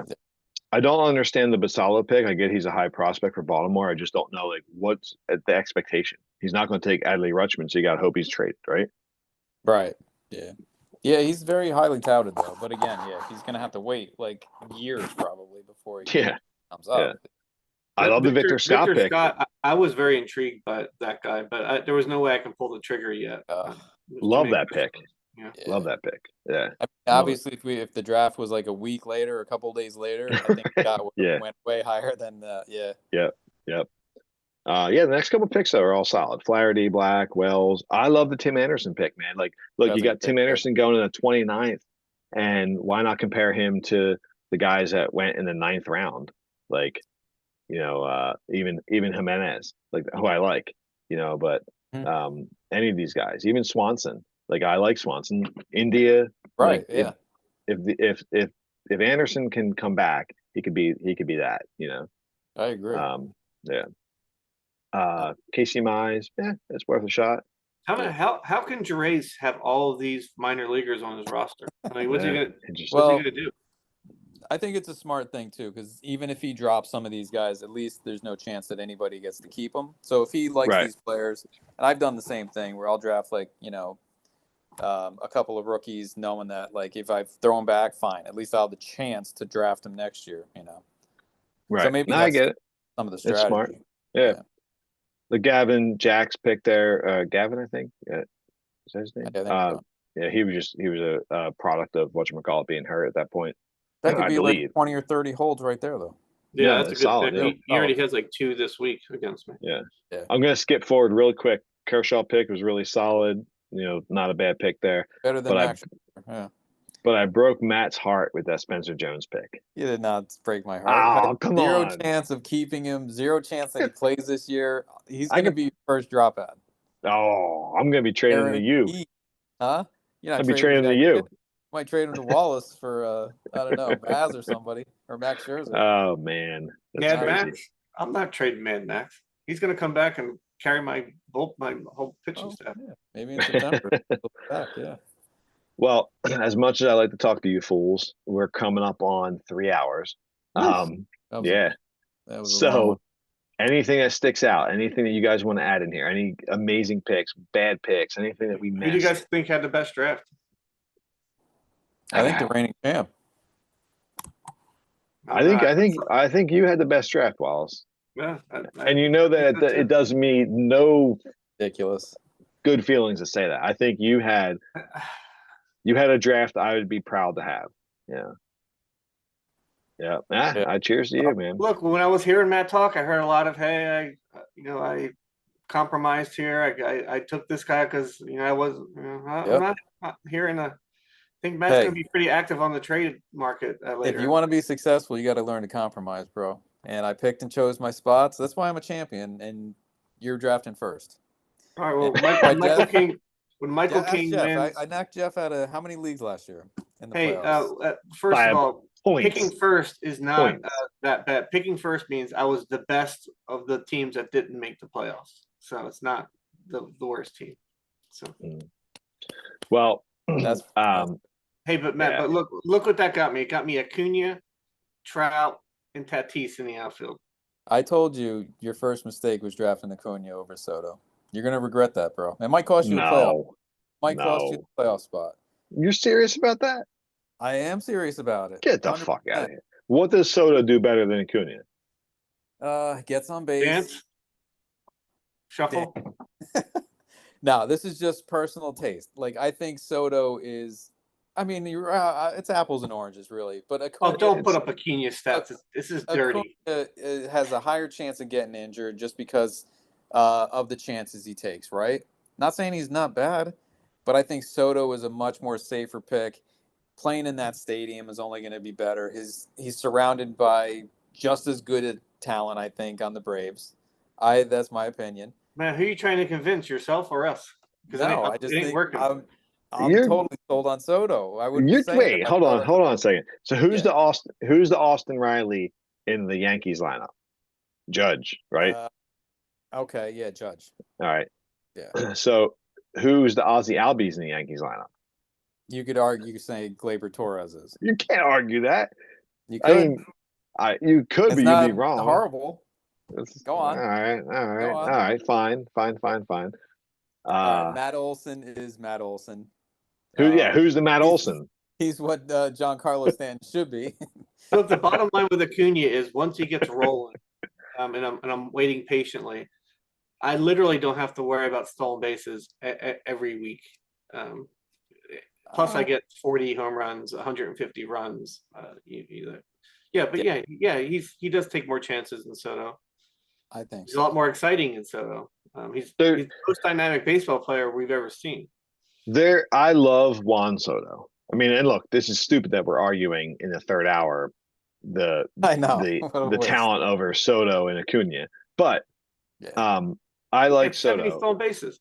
And if you're asking me to put my money on someone like to have a longer career and blah blah blah blah, but we're talking about fantasy this year. Yeah.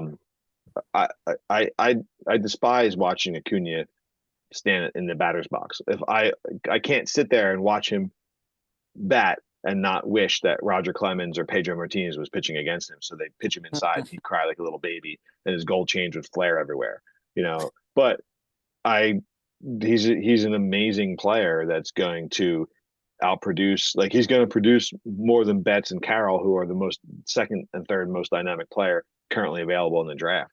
So yeah, Soto goes 4. There's no way he goes number 1. Yeah. You would if I was drafting there, but I Well, then understand. I wish you drafted first. Lose, motherfucker, so you draft first. I don't He'll lose, draft bro. next That's year. the thing, guys. I don't lose. That's the thing. You had a good draft too, Matt. I mean, there's really not many people I think had bad drafts, but I would have Yeah. to say like the middle of the draft order had probably the weaker of the drafts if I had to pick. I think the ends did pretty well, and obviously I'm biased in that, but I don't know I don't know how Sean usually has a pretty bad team. he, well, he has recently. I mean, Schwarber in the third. I mean, Luis Roberts was good. Soto was good. Reagan's, Eflin, solid. But I think it fizzles out from there. I think JP had a really good draft. It's just injury based. Cole, Royce Lewis, McLean, Josh Lau. That's poor. What do you think about Harris's draft? Young, but Bednar. Hot and Harris knows what cold. he's I like Yeah, Harris's yeah. draft.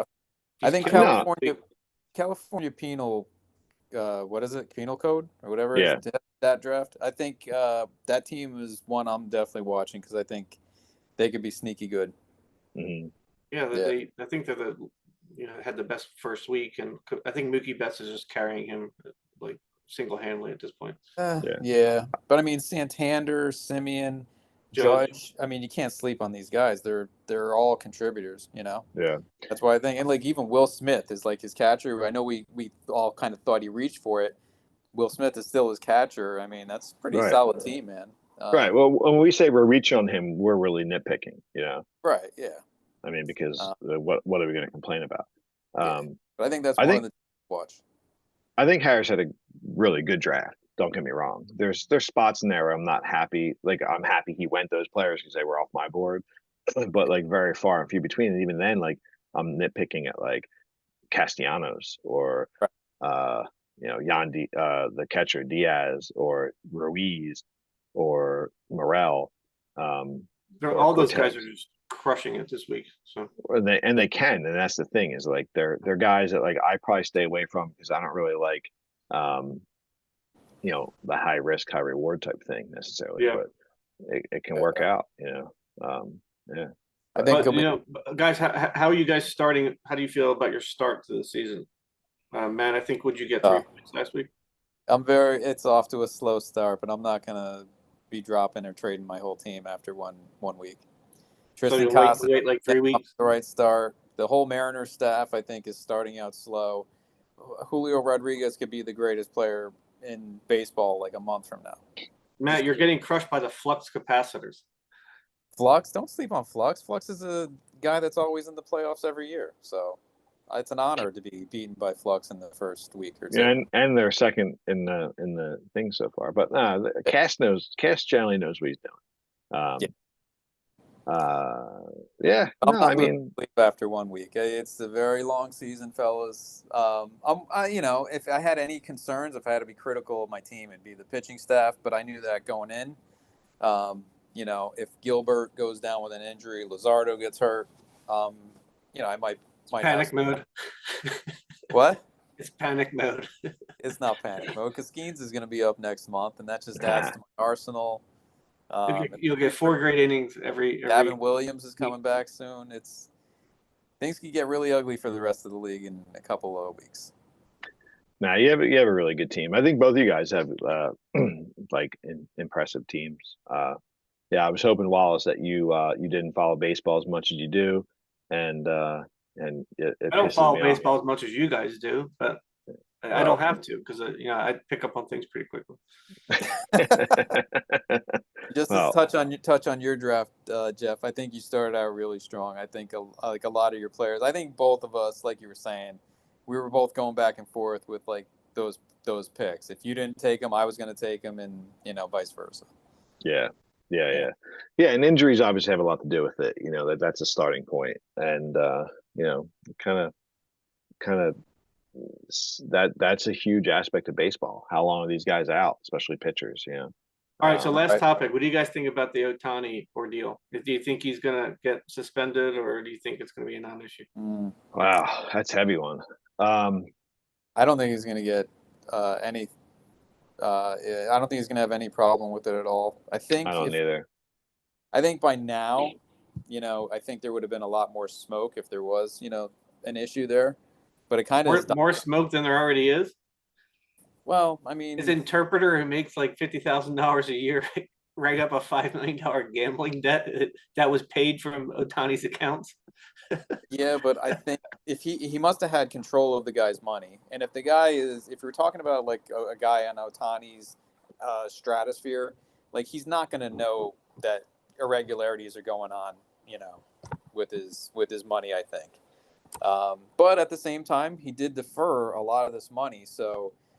Is there a chance maybe he wasn't in the mix with all this betting and stuff like that? I wouldn't be surprised. I also don't think baseball is going to use him as like the poster boy, like a Pete Rose guy, if he is guilty of something. I do think they want to make this just go away as quickly as possible. Well, Yeah, then Pete Rose will get into the Hall of Fame pretty quickly after that, if that's the I case. don't know. I mean, it was pretty clear. I mean, of course, I think Pete Rose should be in for his hitting and like player thing. Maybe not as a coach, obviously, but I get like the aspect that like it was on Look, the. if you can have someone associated you gamble and pay from your bank accounts and not get caught, that's a big issue. But the That issue opens up Pandora's box for betting for this whole entire draft board. but the issue isn't whataboutisms, right? And the issue isn't like it's like the equivalent of like drug laws now versus drug laws then.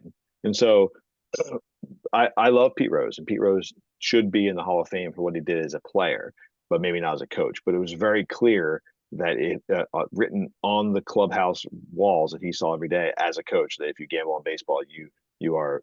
I mean, the Feds have on record the bookie saying but it's that not, again, Ohtani it's was not his client.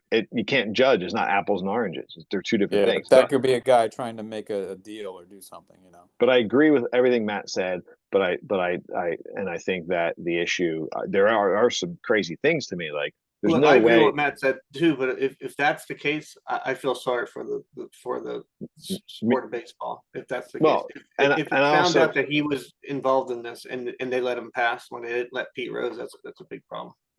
I just like the Pete Rose thing is a non-conversation to me. It's a separate entity. But like I get that it gets clumped in because of the topic, but the aspect I mean, of to me, Otani thing, it's the not sad separate at all. part. It's the same. It's betting on baseball. But if Ohtani was using this guy to bet through baseball and try and not be associated with it, it's the same thing as betting on baseball. You're not going to find receipts though. I mean, there's not going to be Right. anything to tie him back to it. Right. And so the issue Other than the unlikely event that the interpreter had access to hundreds of millions of dollars bank accounts. the sad part to me, Very strange. It's probably not uncommon. No, that's extremely uncommon. That would be very for the role of interpreter. There would be no chance of that happening. yeah, Well, the part that's It's hard not to like me. they're married. The part that's hard to me is that like when the interpreter came out and addressed the press and the locker room, that his story was accepted and not combated at all by Otani's side until it became obvious from their lawyer side, like the legal side, that goes, wait a second, this isn't going to sound good. We can't have Ohtani fronting him money to pay to an illegal bookie. So no, instead of him, being paid the money to help him pay off a debt, it wasn't a gift; it was stolen. Right, he had no clue, and it was stolen. And there's no way that story makes sense to me. It just looks like a cover up. And so I don't think that Ohtani actually bet on baseball. And if he did, that's fine. That's one topic of a conversation. Then we can introduce the Pete Rose conversation, even though, again, times are different, things are different. I don't necessarily relate the two, although I understand how they get related together. But the issue for me is I feel really sad for the interpreter because I actually think that he has like a gambling issue, that he relied on his contact to be the main backer. And when he got the backing and got the out, then he's being sold out as a scapegoat because it's an illegal bookie being interrogated or investigated, I'm sorry, by the FBI. So they don't want Ohtani being investigated by the FBI. So therefore they throw this guy under the bus. Now he's lost his job. He's a Japanese, heritage, which I fear that like I wouldn't be surprised to hear a story that this guy commits suicide because he brought shame to himself and his family and so on and so forth, all just for an addiction that he owned up to, but now is getting scapegoated under while Ohtani skates free for not having any involvement with. And that's the sad part to me. To me, you could be sympathetic, but he was an employee of the Dodgers. So it's illegal for anybody employed by the Dodgers to bet on baseball. So I mean, any way you slice it, they knew it was wrong. Having access to the funds. The story, like you guys said, that Ohtani was not knowledgeable of this is complete baloney. Yeah, exactly. I don't care how much money he has. Oh, I don't know I don't know. I mean, yeah, obviously the guy should have had a million accountants watching his. The Dodgers fired him when they immediately. I mean, he was an employee of the Dodgers. Yeah. But if this guy, like we said too, these guys come over here and they probably just have a couple of handlers. That's why I'm thinking this interpreter might have had access to his money to do some of these things. Maybe it wasn't like all of his money. Maybe he just had a pocket of money that he was in charge of, and that's what he used. I have no idea. They said his mom handled the money in Japan, so it wouldn't be a surprise if he handled his money here, Yeah. but Yeah. So still, that's why there's other accountants and things like that should have been There's a erased. lot of like, smoke bottom. You know, Yeah, right. we're not going to get to all the evidence, but No, I I don't agree. think there's as much smoke this week as there but was when the but story look, is it broke. plausible that these guys found a loophole where they could use a confidant or a friend to be the front and still bet on baseball? I don't think it's that deep, honestly. Well, I mean, the precedent's going to be set here if that's the case, because I mean, the money came from his account, so Yeah. I mean, indirectly or directly, he bet on baseball. I think in relation to what you were saying, Matt, like, there's not as much smoke. I think that's partially intentional. Like if it was like, a Bobo on the Kansas City Royals, it might be a little more heat, but because of Yeah. Ohtani, like obviously baseball doesn't want that to be the case. They don't want to suspend that dude. Dodgers are going to bring everything they have to the table to not suspend the dude. But not just that. I mean, we're talking about the Los Angeles market. There's going to be reporters, whether they're Yeah, that's what I'm saying too. Yeah, on the there's going to Dodgers be side or not. investigative reporters, right? Yeah. Yeah. But that's the thing. Like that's why I kind of feel like this story has kind of lost a lot of juice this week. Where are those guys that are saying, "No, this shit really should be more on the forefront of the news"? It kind of has just lost steam to me, which Or kind it's of the tells calm me before that, the storm. Yeah. yeah, maybe, yeah. I mean, yeah, there could be like a lot more evidence that comes out later, but right That's now, part of it for sure. Yeah. I just it's not going to happen. But I'll tell you what, I mean, we can talk draft all day long and how fun it is, but that is one of the wildest stories that we've heard in a long time in baseball. Yeah. Oh, No, yeah, it's pretty crazy, man. It's pretty yeah. nuts. I mean, the All right. guy Well, does on not that, even need to bet on baseball. yeah, right, Well, exactly. he deferred a lot of money. Maybe he does. Yeah. On that note, we are past the 3 hour mark, so Yeah, I good think we job, should fellas. wrap it up. Yeah, so much more I can talk about, but yeah, let's call it a night. We can continue other topics and other podcasts in the future. So yeah, good shit, boys. Any of the teams that stayed through this whole podcast and listened to it, thank you too, because You're a fucking winner. yes, you are. We All should do right, another boys. one in a couple of weeks and talk about how good my team is. Well, we can do another one in a couple of weeks. I'm down with that. Give me Uh, 1 second. We'll quit recording and quit recording and continue talking here real quick.